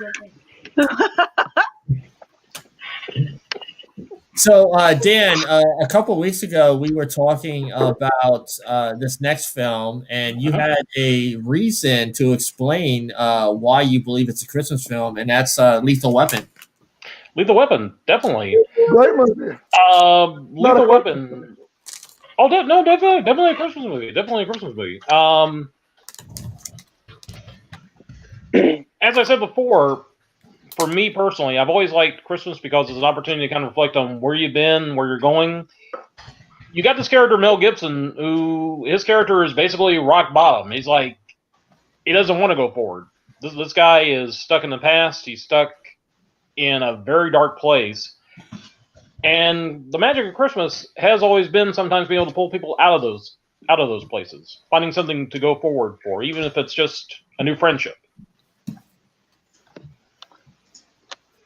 So in that regards, I would count it as a Christmas film, just because it is a story about hope, about finding new reasons to go on with your life. Yeah, and you said that it has a connection to It's a Wonderful Life. Well, I know we talked about It's a Wonderful Life. The whole idea that myself, I've always loved It's a Wonderful Life because when you think about it, it's like one of the most depressing Christmas films of all time. You've got a character with Jimmy Stewart's character. This is a guy who basically gave up everything for his family, gave up everything for his friends, and reaches a point where it's like, why did I even bother? It's like you're waiting for him to have that moment, going, what the hell was all this for? I mean, what the hell? I mean, come on, Clarence. I mean, I did all this stuff, and then you screwed me over, Clarence. You screwed me over bad. But no, it is. I think sometimes we tend to forget that sometimes Christmas films, again, going back to the Phoebe Cates thing, it's not all shiny and bright. Sometimes the best films can be the ones that show us coming out of the darkness, not necessarily going towards the light and the shiny, but coming out of the darkness and finding that renewed purpose for ourselves. So Nick's got to drop out, but Yeah, I'm sorry. I didn't want to cut you off. That's Oh, all no right. problem, man. I I'm sorry about appreciate it, Nick. So before Yeah. you go, where can everybody find you? You can find me on Nerd Culture. I told Grant before, we have the YouTube channel. I'm on there with DC content. You can find us on social media, and you can find me on social media at Palazzo51. Don't quote me on why 51. I made it middle school. But yeah, you can find me throughout anywhere. And I really appreciate you guys having me. Thanks, Nick. And you're I- Pleasure meeting you, Nick. Have a Very good nice one, meeting you, man. Nick. Nice meeting Thank you, you. bro. Yeah, I'm sorry I have to dip out too. Really. That's all right. Go But enjoy bef- your life. Before Yeah, enjoy your Saturday instead of listening to never. I don't even know where I'm going with that. Nick, take it I'm easy, getting be homework safe, and be a lot more strong. stuff. It's all Have good, a man. good Take day, care of that guys, and HW happy and good luck holidays. on finals. Happy holidays, man. Happy Yeah. holidays. So Such a I want to sweet be able to kid. do that. Oh, that's cool. Yeah, it's in the banner section. I'll show you how to do it. Well, yeah, I'll So be playful. Dan, you were saying though that the Martin Riggs character is very similar to that character from It's a Wonderful Life, where he basically is at the rock bottom of his point of life. I think so. The thing is, we didn't with the Stewart's character. We got a chance to see a build up to what brings him to the depths of despair. Whereas Mel Gibson's character, he's right there. He's at rock bottom when we reach him. When we first see him. I forgot the premise of the first one. I get them mixed up. I'm like, which one is Danny Glover's daughter? That's the second one. Well, the first one is the villain's played by Gary Busey, and the film, as soon as the WB thing comes up, it starts playing Christmas music. It takes place at Christmas time. Martin Riggs, I believe, had just come from somewhere else. He had just moved to Chicago, was it? He just had moved to Los Angeles. He was living like on the beach in a trailer. There's a scene where him and Danny Glover are actually like at a Christmas tree like thing where people are buying Christmas trees. Yeah. Was it Murdaugh was buying a Christmas tree for his house, I think, right?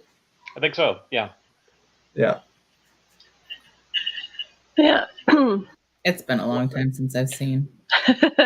I do think it's one of those films that it would have worked without the Christmas setting, but somehow the Christmas setting actually makes it a little bit more poignant. I think it just kind of adds a little bit to it, and it's just that little extra layering there that when you look down below the surface of it, you start to realize there's a bigger story there than what we were originally. Just a buddy cop film, I think. Yeah, I really wonder how Danny Glover, because I mean, there's so many scenes that look like he was actually having a heart attack. I don't know how. Danny Glover was getting too old for that stuff. He said it several times. He's getting too old for that stuff. I don't know how he made it through that movie. I really don't. It looked like he was having a heart attack in at least 3 or 4 scenes, and he's still here. Amazing.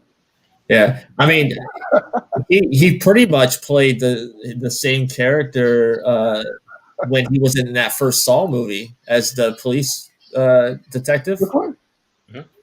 Yeah. Oh, which one? Yeah, Danny Glover. He was in the first Saw movie. He was the police detective that was trying to find out what was going on. Yeah. I just think it's funny how the Martin Riggs character in both the movie and the television show were both kind of cuckoo at some point in their lives. Lost their jobs.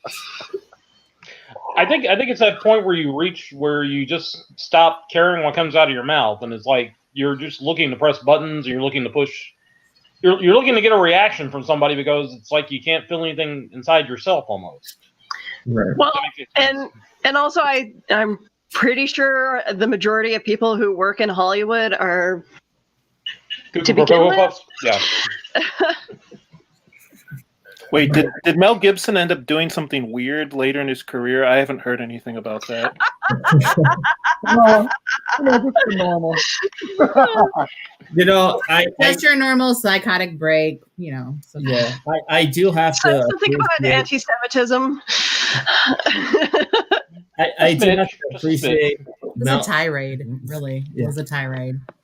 I do have to appreciate Mel Gibson as an actor and a director, though. I believe he is a fantastic actor, but he's a very, very good director. If you've seen Braveheart, Hacksaw Ridge, the guy's got chops. He did Passion of the Christ too, right? Yeah. So I mean, he has an eye for directing. That's for sure. Okay, Hennessy. We're voting you off the island. That's it. You're done. There isn't one. Okay, greatest Hallmark Christmas movie. They touched on it in Josh's show the other day. It may not be technically a Hallmark movie, but it has the same somewhat story type. Wow. While you were sleeping. Yeah. I was gonna say the Hallmark movie. It was that one with the guy from the movies in the '90s and the girl from the early 2000s, and they fall in love. That one, you know what I'm talking about. While you were sleeping, yes, It's been so long since I've seen Christmas that. film. That is that's an awesome film. I don't know any, so I can't. On the same lines as a Hallmark movie, and in all intents and purposes, it is kind of like a Hallmark movie. Are you talking it is, about but only really good? Really good though. I mean, Sandra Bullock is fantastic. But Okay. Coleman is good. Yeah. I was going to ask if we were thinking of the same movie because I can remember my mom in the 90s, like looking at TV Guide, like circling the Lifetime Christmas movies, which I would just slowly walk into my room and never watch those with her.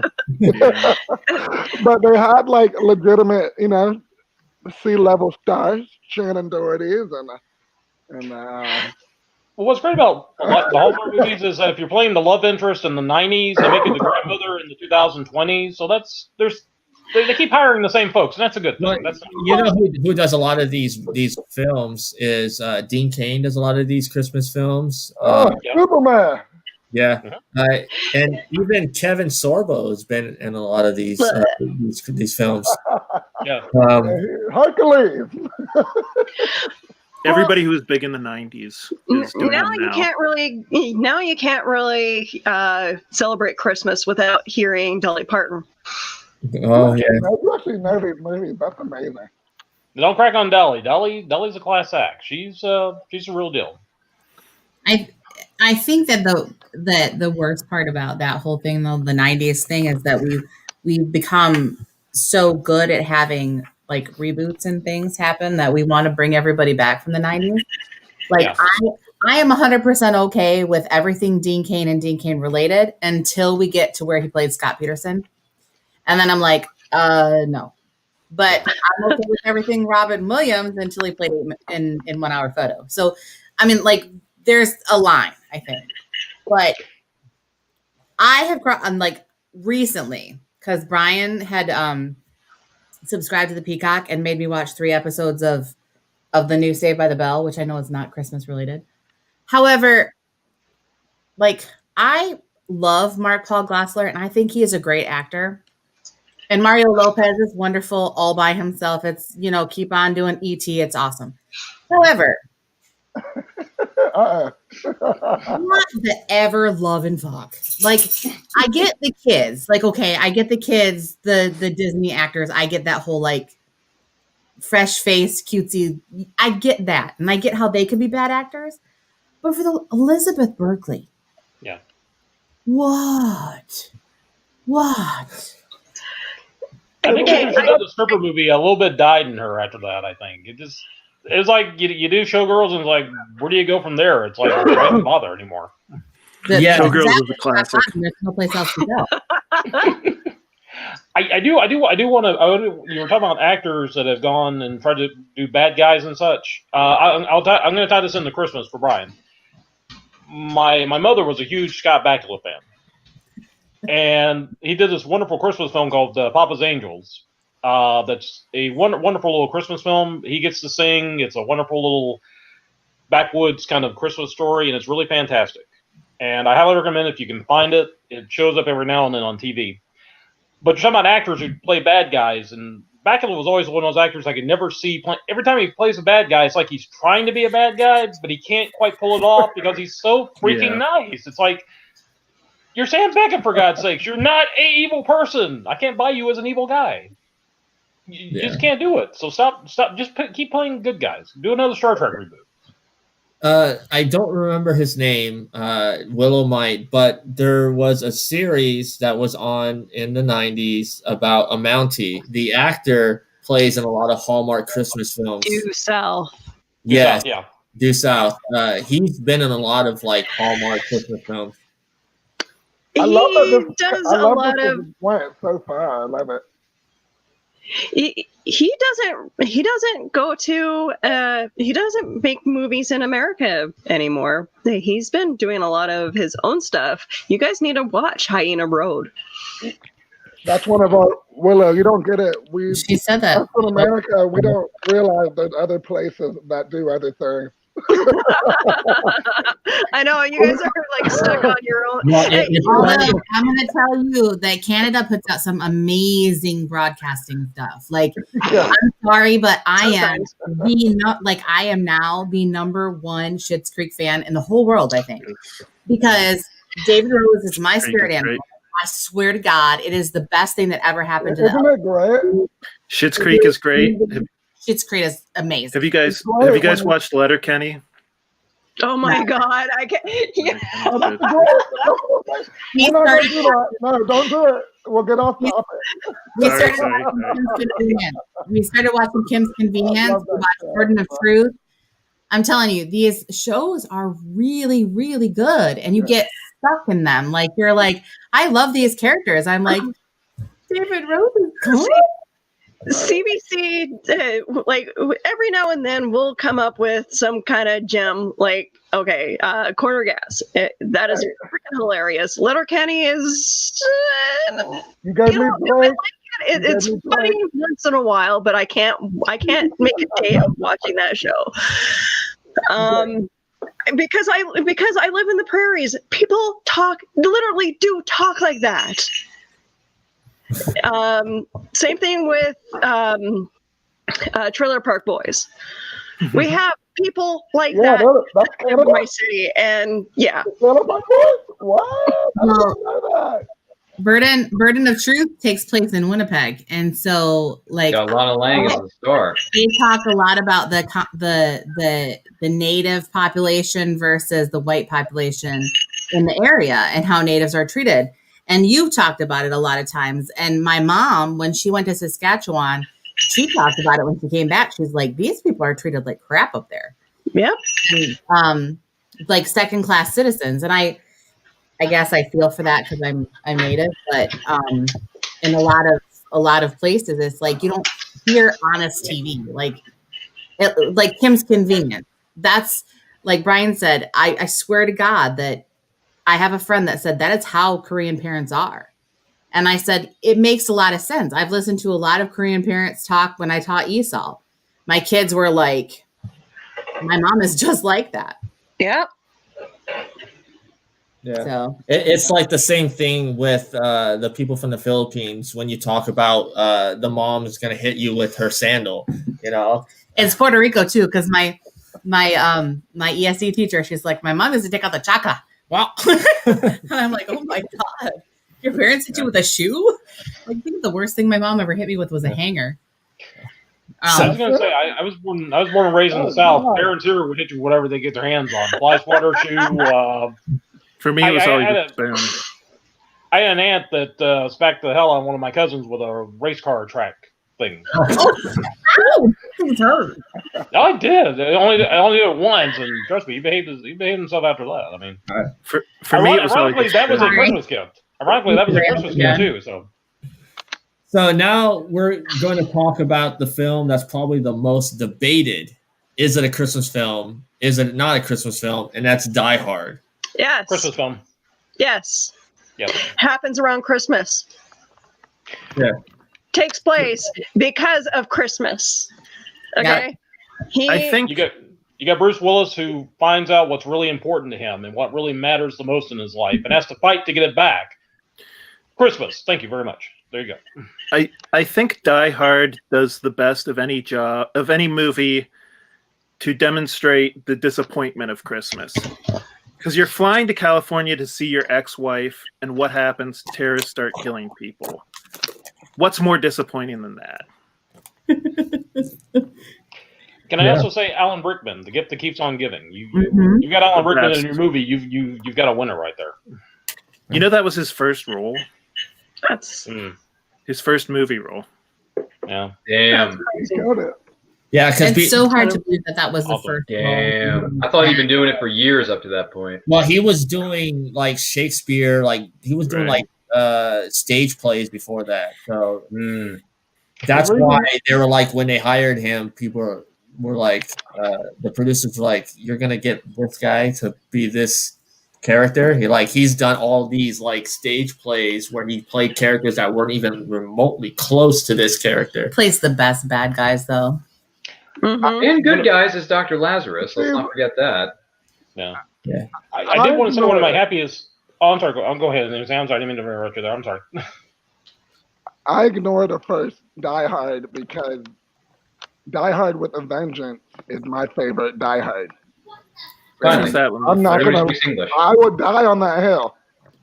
I would die on the hill that. By the way, Hennessy and I would die on that hill. That's what we're doing. Yeah, dude. You get Uncle Scar to go from being an animated lion to a sadistic guy who just wants payback for the death of his brother. Come on! Like I never thought in a million years that would happen, and it did. And it was freaking-tastic. What the hell are you going, Plank? Would you calm down? I know what I'm doing. Not even God knows what you're doing. Like that is one of the all-time best action comedies ever. Right. Yeah, Die Hard with a Vengeance is my jam, Hennessy. Okay, speaking in quotes again. Okay, the quotes. We need to hear your theory on. Yeah, Brian. Not even God knows what you're doing. Christmas or not Christmas? Go ahead. Go. No, it's not. It's just an action movie. It's all it is. Really? That's all it is. Not a holiday movie. It's just an action movie with a guy who has to walk on eggshells, aka glass, to make sure he saves his ex-wife from a bunch of terrorists at a Nakatomi Plaza. That's it. Come out to the coast. We'll get together, have a few laughs. That's it. That's all it is. Yeah, okay, but he's going to see not only just his ex-wife, he's going to see his kids. Yeah, but I don't think he was ever really gonna go there. I don't think he was ever really gonna go. It wouldn't have. It couldn't really happen any other time of year because, well, he's a cop in L.A. Well, no. Originally, he's a cop from New York. He just happens to travel out to L.A. Right. Right. Sorry. Yeah. Well, substitute terrorist for Walmart shoppers. He was going to move to Los Angeles. Cute cat alert. He wanted to be closer to his daughter. Yeah. Does your cat have an opinion on this, Scott? Willow? He definitely has lots of opinions, but it's mostly, why aren't you feeding me? Past his lunchtime. He'd say, you're a terrible mom. Ho, ho, ho, now I have a don't mission, care. yes. I don't care. I don't remember many quotes from the first one. I just remember how great the third one is. That's all I'm saying. See, Ryan, now you got me thinking about Die Hard with a Vengeance, bro. Because it's so good. I know, don't you want to watch it? Hey, Zeus. He's like, your name's Hey Zeus. He's like, no, he said, hey, Zeus. As of Apollo. I'm like, there's no way that they wrote. There's no way that was in the script. There's no way that was in the script. Don't worry. I'll tell you what, Hennessy, on Reels and Heels in 2021, we're going to do a Die Hard with a Vengeance appreciation night on Reels and Heels. That's what we're going to do. Okay. Brian doesn't want to do it, but we're going to make him do it anyway. No, I love Die Hard. I love the whole series, actually. Oh, okay. I really do. I thought you only like the first one. No. Well, let's talk about the second one. The second one takes place at Christmas as well. Yes, it does. Which sadly, Brian, is the only Die Hard movie I have yet to see. It's the only one I haven't seen yet. You know what you should do? You should, if you could ever get your hands on it, on the first PlayStation, they have a Die Hard trilogy game. Yeah, Josh Bauer's a diehard fan of that. Like the second movie level is amazing on that game. And if Josh Bauer were here, Hennessy, he would talk our ears off about how great that video game is. And I mean that in a good way, Josh. If you're watching this, I mean that in the best way. Well, Brian, going back to what they were saying before about Die Hard with a Vengeance, if you didn't have the original Die Hard film, you would not have Die Hard with a Vengeance. So technically, Die Hard is the gift that keeps on giving. Christmas movie. Right. Yep. Boom. There you go. Go right ahead. Yep, that's true. I'll give you that. How does he keep getting in those situations? You ever wonder that? Because he's always in the wrong. He's the wrong guy in the wrong place at the wrong time. It's the same as Kevin McAllister. How does he keep getting? You would think that like she would make sure he was with her everywhere she went. I think they need parenting class. Yeah, Catherine O'Hara was a bad mom in those two movies. Man. But that goes back to the whole horror thing. It's like Kevin's got such a bloodlust, you can't control him. Kevin's got such a bloodlust. Kevin's going to do what Kevin wants to do, and honestly, God help you if you try to get in his way. Dan, if we do that type of movie now, I'm surprised that Kevin didn't go after his brother Buzz after the second one. I think he was playing the long game with him. I think he's got plans for him in the future. I think. Dan, so that means it's going to happen in Home Alone 3, the real Home Alone 3. But I think what it is, Buzz is going to come home one day and find a movie from Kevin. It's like a video. It's all these Christmas movies and Christmas memories, and it's like it cuts all of a sudden to Kevin sleeping with his wife, and it's like, oh my God, the son of a bitch did that. It's over my woman. This just took a dark turn.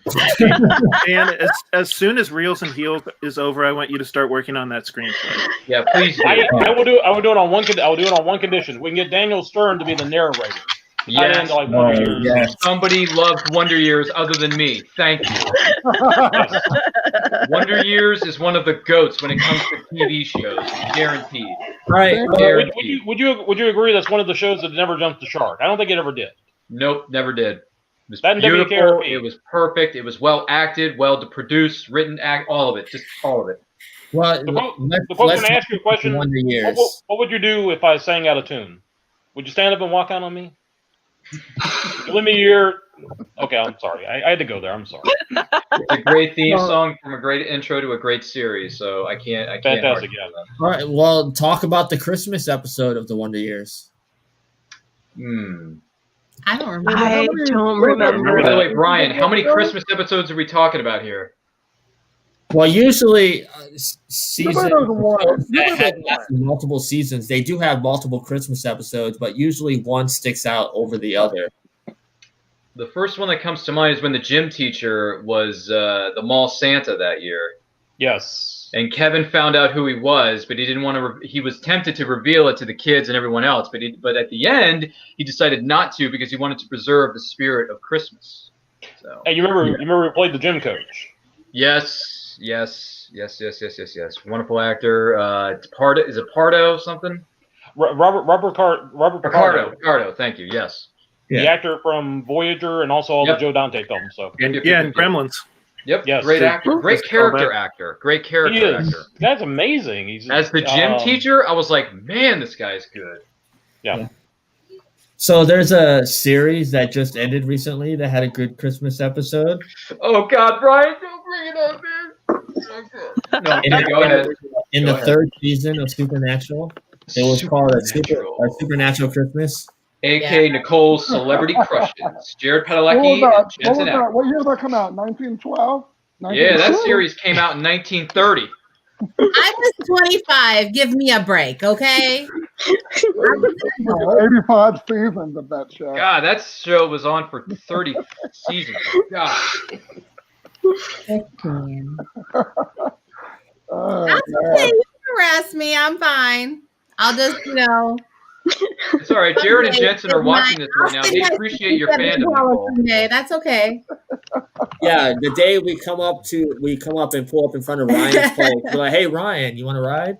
Yeah, right. And he comes up close, and we just pull off. That's never gonna happen, anyways. No. So never gonna have an Impala. So never have enough money to even own a car. It would be funny if you did own an Impala. That'd be kind of cool. I swear I've seen somebody with that car, like at one of the cars. Yeah, but you can't find them anymore because after the first season, they were all bought out. Yeah, we have to find one that you could rebuild based on, Yeah. cars you found somewhere. What about that Christmas episode that you're fawning over, Nicole, from Supernatural? What was it again? It's a Supernatural Christmas. Yeah, it was like a demon playing Santa, if I remember. Really? correctly. I think so. Yeah. Was that season 3? Season 3, yeah. Okay, because I did watch the first 5 or 6 seasons, so I remember that. Season, I think. No, this was season 3. This was way back. 3. Yeah, this was way back. Oh, that was was way back in 1946. Yeah, something Sean like died. that. You know what? It's okay. I'm sorry. Continue. No. It's fine. It's fine because I don't remember the whole thing. Like, I didn't watch the show to watch the Christmas episodes. I watched the show because of Jared and Jensen. The show with the best Christmas episode consistently is The Fresh Prince of Bel-Air. Uncle Phil. Amen. They had R.I.P. Uncle Phil. Years of awesome Christmas. They did. Yeah, and I know you're not a fan of this show, really, but The Simpsons, they had a lot of Christmas. The Simpsons always has a holiday. Hasn't that show been on for like 60 Every years? holiday there's a special, and that's the only show that's been on longer than Supernatural. God, that's insane. That is insane, Grant. Insane. Well, remember The Simpsons. South Park is Their first episode close was a second. Christmas. You got to remember the first Simpsons was a Christmas episode. Really? Yeah. On the Tracy Ullman show? No kidding. No, the first full length one I did, the first 30-minute one. Oh, interesting. Dan said earlier, Die Hard, the gift that keeps on giving, which makes it a Christmas movie, which it is. But The Simpsons is a gift that we didn't know would give everything that it's given. Because That's true. Everything that it did was like ahead of its time. So Well, when we watch it now, we're like, oh, what? Like, the Simpsons creators are psychic because they said that Disney was going to buy Fox, and it did. Right. They said Donald Trump was going to be president, and he did. But are any of the newer episodes that psychic, or is it just stuff that Conan O'Brien wrote? I think when a TV show has been on that long, there's going to be like coincidences. Because like you look at a lot of these YouTube channels that have like 300, 400 episodes, they can go back and be like, oh, we predicted that, we predicted this, we predicted that. But they never tell you the stuff that they predicted that doesn't come true. Nostradamus was the same way. That's just like doing your taxes and you're a heavy gambler. You're like, well, I'm not going to tell you about what I lost. I'm not going to claim my winnings. Well, I'm going to tell you about what I lost and not claim my winnings. Actually, that's what I do. So it's the opposite with them. But I mean, you're right. But The Simpsons is another category, another class. They really, truly are. Like, there's so many episodes, like stuff that we don't even can see on the internet that we look up. That if you just watch it, you're like, wow. So It's really amazing to look back on Kobe Bryant or Donald Trump or whatever it is. They were just ahead of it. Well, it's kind of heartbreaking sometimes. You watch an episode and you realize that person's been gone for so many years. Like you watch the George Harrison episode, or you watch the Michael Jackson episode if you can find it anywhere. Well, any of the Phil Hartman episodes. Yeah, and we were young. I was the first 2 seasons. So I'm just laughing at Bart Simpson doing fart jokes. I'm not even catching all the cultural relevance of what they're doing. So you younger guys, the thing that I remember that I can't believe now is my teachers telling me The Simpsons is going to bring about the end of human civilization. You watch those old episodes and they're so sweet and you can tell like this family loves each other. And you think like, why was this so shocking in 1988? But I remember we had our principal I remember went on a big long lecture about how The Simpsons is the worst show ever. It's going to make all of us stupid. And my theory was, let's go home and watch some Simpsons. So what happened when Beavis and Butthead came out? Did they? Yeah, Beavis and Butthead was even. I mean, a lot of people were working at drive-thrus, putting their shirts over their heads and saying, "I am Cornholio." You know. Okay, so Grant, Beavis and Butthead was brought up. You want to go ahead and talk about? Beavis and Butthead is actually my favorite Christmas episode ever because it's the inverse of It's a Wonderful Life, where an angel tries to talk them into committing suicide. Ooh. Oh my word. Forget about Cornholio. This is dude, this is this isn't a very heartwarming episode, but the angel comes along and he says, look at how much better the world would be if you two committed suicide. And he shows him Stuart, and Stuart now has self-confidence because Beavis and Butthead haven't been beating like the self-confidence out of him. And Beavis and Butthead are like, "Ugh, this sucks. Let's not commit suicide," because like they can't stand the fact that Stuart has self-confidence. Yeah. That's weird, isn't it? Whoa, I think I just figured something out, Beavis. This is weird. Jeez. Man. The only thing I remember about Beavis and Butthead, aside from the TV series, there was a little indie network that used to have a brain called MTV back in the day, was the movie Beavis and Butthead Do America. Oh my God. That is the thing I remember most about those two knuckleheads going across country with Demi Moore and Bruce Willis, who were trying to kill them both or get money from them. Like, that was something else, man. And of course, Bruce Willis ties back into Die Hard, and Die Hard was there you go. There you go. More gifts that supposedly keep on giving. Let's, if you don't mind, Grant, if we can flip this over to the positive side of the coins here. Christmas specials, right? TV specials. One of the first ones that comes to my mind that I remember growing up watching as a kid on VHS, when VHS was a big deal back in the day. Christmas Eve on Sesame Street. Yeah. Okay. That's what I remember. Big Bird was, wanting to believe in Santa Claus, and Oscar, the tame grouch that he is, said, no, Santa's not real. He's not going to be able to fit down those chimneys and give all those presents to all the children of the world. And Big Bird's like, no, there has to be a way. There has to be a way. So what does he do? Goes up to the roof, tries to figure out if old St. Nick's going to drop down one of the chimneys in the neighborhood, and guess what happens? Falls asleep, hears some little footsteps, da-da-da-da-da, but by the time he wakes up, he's gone. But the Christmas spirit is still well intact. So Christmas Eve on Sesame Street, I think, is a darn good Christmas special. Has anyone remember seeing this as a kid? Yes. Yeah. I must have missed that one completely. What's that, Willow? I must have missed that one completely. Well, you need to go to our good friends on YouTube.com, type in Christmas Eve on Sesame Street, and the full-length special is sitting right there waiting for you. Okay, I'm watching that tonight. Well, there you go, Hennessy. I just detailed Hennessy's itinerary for the rest of this evening. There you go. Now, am I going to cry? Because I definitely cried when Big Bird went to Tokyo. A little bit, yeah. You may get some watery stuff in the eyes. What is a salty discharge? You may get a little bit of that. I'm not sure. Oh, my God. There's a couple Big Bird movies. Yeah. Christmas Eve on Sesame Street was one of them I remember as a kid. That was a really... Yeah. Oh, you're going to love this one. No one remembers this except me. I guarantee you, Brian. 'Tis a Gift holiday special from Shining Time Station. Yes. Shining Time Station with Thomas the Tank Engine and friends. Heck yeah, son. Past, I was too old by then. I was a kid. That was right in my wheelhouse. Was that the one? Was it Ringo Starr or George Carlin? No. It was Ringo Starr, baby. Okay. Yeah, he was Mr. Conductor on Shining Time Station. Mm-hmm. He was? It wasn't George Carlin yet? He did the beginning episodes, but then he left, and then they replaced him with Ringo from that band known as the Beatles. So yeah, there you go. My favorite Christmas episode was Growing Pains.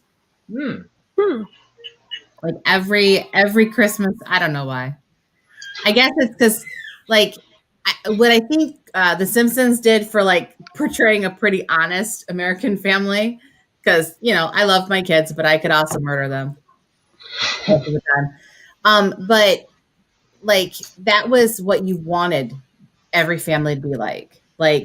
They would love each other and they would bring people into the home. They adopted Leonardo DiCaprio's character and little things like that. And even though all the problems were solved in a half an hour, it felt like problems get solved really quick on sitcoms these days. I'll up you one. Family Ties. Family Ties was a good show. I guess. Yeah. I need to rewatch that one. Yeah. Family Ties is Marty McFly, right? Yes. Yep. Okay, just making sure. That's where we got Marty from. Thank you. And it was also, the guy from Tremors. Yeah, Burt Gummer, man. Yeah. Yeah. Burt Gummer, a.k.a. Robert Gross, if I remember correctly. Yeah. No, Michael Gross. Michael Gross, not Robert. I'm sorry. Michael Gross was the actor. Gotcha. Going back to the animated stuff, Sure. X-Men had a Christmas special. Yeah, Wolverine's upset. Cyclops tries to steal his girl, and then violence breaks out in the middle of the mansion. Sure, that's a nice Christmas special. So while we're talking about animated, can we talk about Batman, the animated series? Christmas with the Joker. Yeah, there you go. I still don't know if that's where that version of Jingle Bells came from. Because I remember singing that as a kid, but then I watched it on the animated series. Is that where that came from? That's actually a good trivia question for the people watching at home. Let us know in the chat. But yeah, Batman smells bubble made an egg. The song or You lost the wheel, and the Joker got away. Sorry, I can't remember. The episode is in my mind, Brian. That was years ago. That was way before the animated series because we did that back when I was a kid. So yeah, predates history. There you go. No, I'm old enough to remember when Supernatural came out. So there you go, right there. Nicole, I'm sorry. I felt like I was reading the room. I'm sorry. I will not crack on Supernatural again. It's okay. It's cool. Christmas with the Joker was one of the first episodes I ever saw because it was one of the first 5 episodes of the original series. Right. Yeah. Of Batman. Yeah. Well, since we're on animated again, Family Guy, they had like 5 or 6 different. Shut up, Meg. No, I'm kidding. I'm sorry. What show? Family Guy, the Cleveland Show. Bob's Burgers. Didn't American Dad have one? They crank them out like. Did American Dad have a Christmas special and Bob's Burgers or something? Yeah. Can we just say that Seth MacFarlane is brilliant? Like the dude just knows what to do. Yeah. I guess he has comedic sensibilities. Yeah. Well, never mind. Also, he's also given us the best Star Trek series since Enterprise went out the air. They call it the Oracle, but it's still the best Star Trek series out there. Orville. I won't denounce anybody's creativity or ability, but I am not like my proclivity to animated adult anything is pretty much stops at The Simpsons. Like that's fair. I'm just like, okay, how many more cartoon people can we have in this universe? Moe's Tavern, House of the Rob Roy. Yeah. But I was going to say, King of the Hill, I always thought that, going back to Mike Judge, King of the Hill was fantastic. Wasn't there supposed to be a movie about those characters at some point? I've heard something about a reboot, but unfortunately they've lost a couple of the actors from that show. I was just going to say, kind of hard to do something with the King of the Hill with Brittany Murphy being dead. Yeah. Ooh, Brittany Murphy, R.I.P. You know, I just saw one of her films the other day, 8 Mile, for the first time. Oh, okay. R.I.P. Brittany Murphy. Can I just say that, and I'm not making this as a joke, I seriously envy you that you're watching all these movies and TV shows and all that for the first time. Because I can't have that experience anymore. I know, man. You've been on this earth for way too long. Yeah. What happens, man? You get too old for this stuff. I don't have that experience anymore. It's like, well, you're 40. Basically, Brian is trying to vicariously live through me. We can watch. There's still gems. Hidden gems out there. Hey, I enjoyed watching 8 Mile the other day. I thought that was a good film. It is something watching a movie for the first time. Like I watched Casino Royale for the first time the other night. Wait a minute, which version? The 60s or the 2000s? Yeah, that movie's so good. Are you talking about the 60s version or the 2006 version? Actually, I'm talking about Daniel Craig. Okay, 2006. There you go. There are 2 different versions of Casino Royale. I've never seen any. All right, so I've never seen any James Bond until I watched that one. Wow. Dude, that's a good way to start though with the Casino Royale. A lot of people put that at the top, so that's a good pick. That's what my wife said because I would they would be on all the time on HBO. I mean, speaking of the gift that keeps on giving during the holiday season, we normally get Bond movies during Thanksgiving, but unfortunately, COVID and everything else around going on in the world has ruined that. So what did I do? I rewatched GoldenEye for its 25th birthday this year. Happy anniversary to GoldenEye. And then I rewatched Tomorrow Never Dies because I grew up on the Pierce Brosnan era. There you go. That was fun. So another TV show that had a good Christmas episode was Cheers. Dude, I'm gonna buy all of Cheers after Christmas as a belated Christmas gift to myself. I cannot wait to binge watch all 11 seasons of that series. How do you have the time? It's called Winter Break, Hennessy. It's called Winter Break. Which Christmas episode was your favorite of Cheers? I've been rewatching them on Hulu. I cannot wait to binge watch. I believe it was in the 6th season. Okay. I don't remember that. I mean, I don't remember which I was season. too young to appreciate that show. Yeah. I really was. And the funny thing is I was too young to when I originally watched Cheers for the first time to appreciate the show. I was too young for Moonlighting. I was too young for Friends, really. As I'm 40 and I can rewatch Friends and be like, oh my God, that's what they meant. I get it now because I'm 40, not 15. Does that make sense? It makes 15. I don't know. What year did they come out? 1995? Which one? Friends. Oh, Friends was 94. 94. 94. I was 14. I couldn't some of it was funny just because it was funny, but I didn't get all of the other stuff. And now that I'm 40, I'm like, oh yeah, I remember. It was a year or two after Ace Ventura came out, and Courtney Cox was the love interest in that one. There you go. Fun facts for the kids at home. Yeah. Well, one of our guests has to take off, guys. Hennessy, it's great seeing you, and I hope Take you it have easy, a great man. evening. Yes, sir. Yes, It was sir. nice Do that meeting Die you. Hard with a Vengeance tribute show in 2021 with Brian's show, Reels and Heels. Stay Always tuned. great Yeah, seeing you, definitely. Ryan, Brian, Willow, Nicole. Nice meeting you, Dan. Nice meeting you, It's Grant. nice meeting you. Me too. Want to let us know where we can find you? At Mr. Henny Wells. That's at MIHENNYWILLZ. Okay. And then at Mr. Henny Wells on any platform. That's what it is.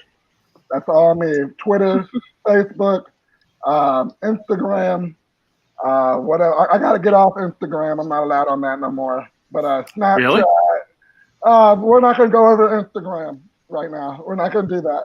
And can I make a strong prediction that in 2021 you are going to be the air guitar champion? You know what? It's coming, baby.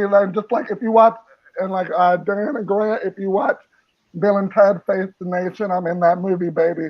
I'm in Bill and Ted new movie at the end of the credit. So Awesome, man. we're gonna. Wow. I'm Hey, gonna check that out. I'll have to rewatch that. Yeah, it's actually a really good movie. I thought it was pretty good. But Yeah, thanks it's for not having First me. fantastic, yeah. Have a good one, everybody. All right, man. Bye. Take care. So you take care, man. Nice meeting you. Yes, sir. Oh, my goodness gracious. And then there were 5. And Are we almost done? Because Yeah, man. We've been taking bets in the chat. How long does Brian want to push this thing up the hill? It's been You're over getting 2 hours, boy. But I just real fast, we're talking about favorite TV Christmas episodes, and the mention of Winter Break brought up one of my personal favorites, and it's probably one of the strangest Christmas episodes of any show, Community. Oh, one of my The favorites, Ovid too. one where it's all stop motion. Brian and I were just talking about this episode. Yeah. yeah, and it was a good conversation. Grant, Dan, which one want to talk about this episode real quick, or? You can Well, talk about it now. I'll throw in my 2 cents. Sure. No, I was just going to say, I remember the first season of Community watching it, and I think I came in on a couple of rougher episodes where it was like, it's okay, but I can't see devoting myself to it. And then I think it was actually the Christmas episode is the one that got me into the show because it was so bizarre and so weird. And I thought, okay, I got to go back and check the show out and see just what the show is about. And that's the one that actually hooked me into one of my favorite all-time sitcoms because of that. So I'm very grateful for that. Oh, sorry. Oh, no. I was just going to say that I just the character of Abed, I thought was just like one of the best characters on television, and to have this whole thing told through his mind and his point of view, where all of them are like in a Rankin Bass special, was just freaking brilliant. So I don't know if you. More... Oh, sorry. Sorry, I was gonna say the only thing more brilliant than that was them doing clip shows of with clips that never actually showed on TV. So the whole point of Community is just making fun or spoofing like the tropes of sitcoms. And this was an episode that was all in stop motion. And you're trying to figure out, why is it in stop motion? Like, what's going on? What happened? And about halfway through the episode, you realize this is all in one of the characters' minds, Abed. And so Abed, there's been speculation that he's maybe autistic or he has Asperger's. But he completely views the world through the frame of pop culture. Uh-huh. And he just somehow had this mental breakdown where he just started picturing everything as being stop motion as his way of coping, like with the stress of the holidays. So of course everybody's like, we need to get this guy to a psychiatrist right now. And then it becomes, the psychiatrist starts making up stuff like, you're going on this big Christmas quest. But yeah, I totally agree with you. Community is definitely one of my top 2 or 3 favorite TV shows. It wasn't popular at the time, but I feel like it's really gotten more popular with the streaming services and whatnot. Well, I loved it when Joe McHale was hosting The Soup on E, and they would have his guest star, his cast members come on there, and they were talking about, don't you understand, Joel? It's all in your mind. Community doesn't exist. If Community existed, don't you think NBC would run commercials for it? And it's all taking shots at NBC not supporting part of what was the best show they had on the air at the time. Yeah. And they just kind of like treated it like the redheaded stepchild. And I'm like, you guys have this gem and you don't know what you got. Well, another great Christmas episode. Well, another great Christmas one they did was the one where they took shots at Glee, which everybody loved. And I did in the first season, but after a while, it kind of got to a point where it was like, you're just a little too full of yourself. And Community was more than happy to take shots at it, and brilliantly too. Yeah. So they also did a Christmas episode that was like a musical, but the idea was like they treated like singing as if it was like this disease that you could catch from somebody. Like, people just spontaneously start singing. Like, yeah, I definitely agree with you on Community. I think that's one of the best shows of all time, certainly the last 20 years. Yeah. I think Zoe's Extraordinary Playlist had a good Christmas episode. I'm a sucker. Like, I don't know. And that's a really good show. If you have not seen it, I highly recommend watching it. I'll check it out. It's one of those. So I'm one of those people, those really weird people that like take everything about a show and like analyze and connect and all those things. So the whole thing about Zoe's Playlist is that she hears people's heart songs. So when they sing, they're singing to her, but they're not really singing. So it's this whole production inside of her head. And I just had to laugh because it's kind of like what Ally McBeal used to be, like way back in the 90s, when some of these things would just happen into her head and you couldn't always tell what the difference between real and fake was. So there's this whole production happening and she's watching it happen, but it's not really happening.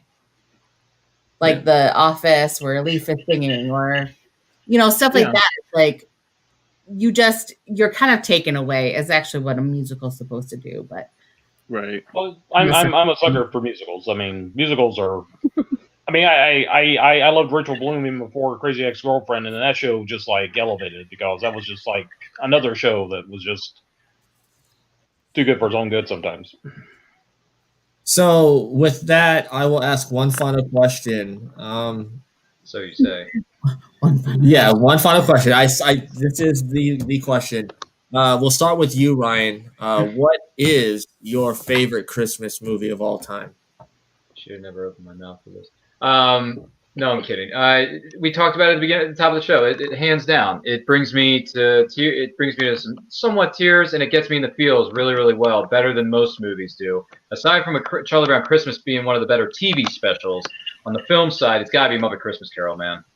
I mean, growing up in that movie, I liked it, but when I watch it back now, it makes me appreciate it and love it even more. And when you get the chance to meet the voice of Kermit during those years at a convention, and he does the voice of Kermit for you, that's legendary, hands down. Muppet Christmas Carol. Thank you to Steve Whitmire for signing my Muppet Christmas Carol DVD and my Muppet Treasure Island DVD. Thank you, kind sir. So yeah, Muppet Christmas Carol, hands down, number one. Huh? I gotta say Die Hard. Wow, I don't know where that came from. Okay, I'm kidding. Dan, I'm with you, Grant. I'm not. Man, I really don't understand this whole Die Hard cult that's out there. I'll never understand it. I'll be honest with you. I'm old school. It's a Wonderful Life. That's my favorite, mainly because it ties into my whole philosophy about taking stock of your life at the end of the year. But also, when you think about it, it's one of the darkest Christmas films of all time. You got a guy who's getting ready to kill himself, and it's basically it's a ghost story. And I can almost see this like a Twilight Zone episode. Yeah. And it's just again, as a guy who loves old movies, I love the actors in it. I love the character actors. So many familiar faces that just pop up in this film, even in just like small little roles. And just hands down, I always get a great feeling when I watch it. What about you? A Christmas Story. A Christmas Story. Still looking for that. 1,000 times. Just there's so much about my own childhood that's so similar to that. You know, I grew up in the Midwest, and so when my mom would put all of our like winter clothes on, and we were like, so I'm married to Ralphie. Yeah, no, you're married to your brother because that's wow, shots fired. Mom, I have to go to the bathroom. Shoot your eye out, kid. But I was gonna say, Christmas Story is a close second for me. That one is also fantastic too. I mean, Durham McGavin, and we've always had something in our house that was fragile. So you know. Yeah. And then of course Gremlins. Fragile. It's a Christmas Story, and then Gremlins. I think fragile. That's a good word. I like the darker stuff apparently. If I'm going sentimental here, because my grandfather and I used to enjoy watching these kind of movies together, I will have to say White Christmas. Oh. Yes. White Christmas is my favorite Christmas movie of all time. Wow. There's something very beautiful about that traditional, the very traditional, like it's a musical, but it's a love story, but it's about Christmas, and you're just like, okay, I like it too, but still, I'm a little bit on the darker side. So Dan, do you have the leg lamp? I do not. I would love to find one though, because actually that is something I would love to get a hold of, just because it's so recognizable, and people see that and they've seen the movie, they recognize, they know what it is, and it's just it's one of those things. It's like one of those props from any film that if you could have it, you'd want that. Okay. And if I had it, I would put it right next to my bat cave, my bookcase that slides to the bat cave with bat poles, like on the old Adam West series. If I had the money to do that. A game store near my house actually sells them quite regularly, but to me, I would want a bigger size of one, but it's the ones that they sell are like little desk lamps. Yeah. Now, I want the big one you can see from the street. Yes. Where if I was married, the wife would be like, close the blinds. No one's gonna see that. No one's gonna Boy, see this is taking an interesting turn as we wind down. So as we sign out here, I want to thank everybody for joining us, and we'll start with you, Dan. Where can everybody find you on social media? Well, I'm primarily on Facebook. Just look for Dan Johnson. Right now, my profile pic is Mandalorian and Baby Yoda in Santa Claus hats, and I also have the Enterprise done up as Christmas lights. But pretty easy to find. Also, check us out at Empire Comics Labs and the Cemetery Plots Facebook page and Old School Comics. Nice. Thank you for joining us, Dan. And what about you, Grant? You can find me on Twitter or on Facebook or Instagram just by looking up Grant Lankard. I typed something into the YouTube window which is where you can find a free sample of my comic book, Beowulf, and it should be on Kickstarter sometime in the new year. Grant, I was going to say, hook us up at Empire Comics Lab. We'll see what we knew about helping promote you over there, okay? Empire Comics Lab. Let me write that down. Awesome. And of course, the Quote, who's been a frequent guest here. What do you got going over at Nerd Culture, man? I really got to stop being on this show. This is too much for me. It's like Clerks. I wasn't even supposed to be here today. No, I'm kidding.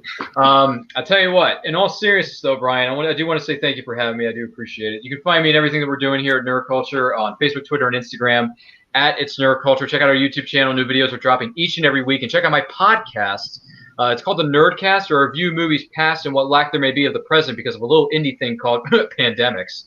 You can find it on Anchor, Google, Spotify, wherever you download your podcast. You can find me there. Other than that, lots of stuff coming your way very soon, so just stay tuned to our social media to find out what we are up to. We're celebrating films' anniversaries. We got Battle of the Nerds, which is a weekly trivia battles with 2 competitors walk into the ring, but only one walks out as champion.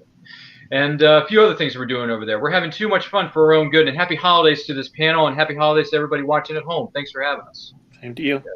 And you mentioned Battle of the Nerds. I could totally see Grant as a future contestant on that. If he wants to sign his soul away and compete on Battle of the Nerds, because, by the way, just for the competitors who do participate, it's a random category, so you don't know what you're going to get until you go live on the program. So it could be DC, it could be Marvel, it could be literature questions that I did the other day with a husband versus wife singles match, which was historic, by the way. And you never know what you're going to get, Grant. Life is like a box of chocolates. So, but if you really want to come on, Grant, you're more than welcome to. Sounds a little scary, but yeah, I'll try it.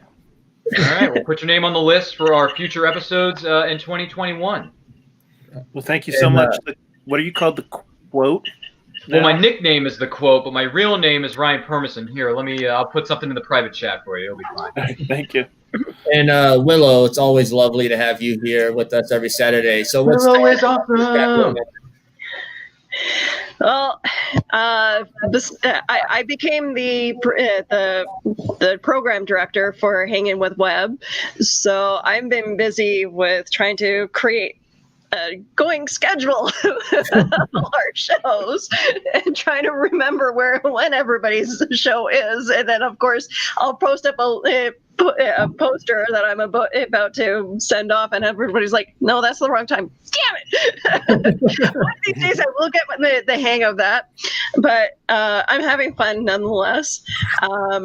So yeah, you can find me promoting all the Hanging with Web shows on Instagram and Facebook, and you can find me on Facebook as well, either through Willow Schuyler or Schuyler Productions, where I host my shows. You can find me on YouTube, Instagram, Twitter. You're on Twitch too, right? I'm on Twitch as well. Nice. As 63 Beast. Every time you say that, Ryan makes it funny. I know the reference, but when you say it out loud, it's something about it is humorous and a bit odd, but at the same time, it's styling and profile and nerd style, so I get it. I was not thinking at all when I created my Twitch account. We still love you all the more for it, Willow. Do you have a pillow talk coming up anytime soon? I just did one the other day promoting our newbie, Bryant, for his anime show, and we had a great talk. So you can find that episode on Schuyler Productions or my YouTube page. I'm hoping to have an interview on Tuesday with a country music star. So, cool. Fingers crossed. And what do we have planned? I don't know. Cleaning and schoolwork, right? Oh, I have. Holiday season, man. You're tired.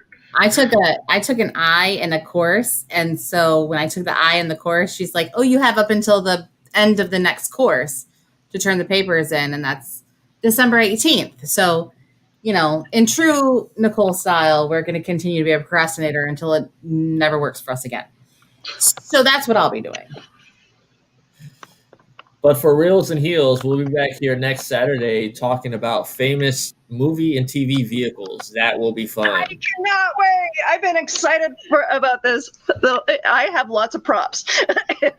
Oh boy, we love props. Lots of props. Lots of props. That's never a good sign, Willow. That's a little scary.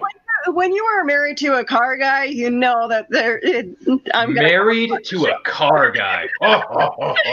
There you go. Yeah. Oh, yeah, that's very good. Oh, yeah. And I think Ryan, you'll be back next week. I don't know, man. I'm not even supposed to be here today. No, I'm kidding. I'll be here. It's fine. It's Saturday. And, what else am I gonna do? You had some props. Bring some props, man. I do have some things. I'll be honest with you. I do have some props that are coming in this week. So stay tuned. But beware, there may be a debate between what Batmobile is the best one. Oh boy. Yeah, there's a debate going on in 2021 on Reels and Heels, coming soon to a theater near you when they actually open. Yeah, stay tuned for that. We'll detail more about that on social media. That's all I'm going to say for the audience watching at home, Brian. I don't want to give too much away because the holiday season is not over yet. That's right. But until next week, we're going to ring the bell.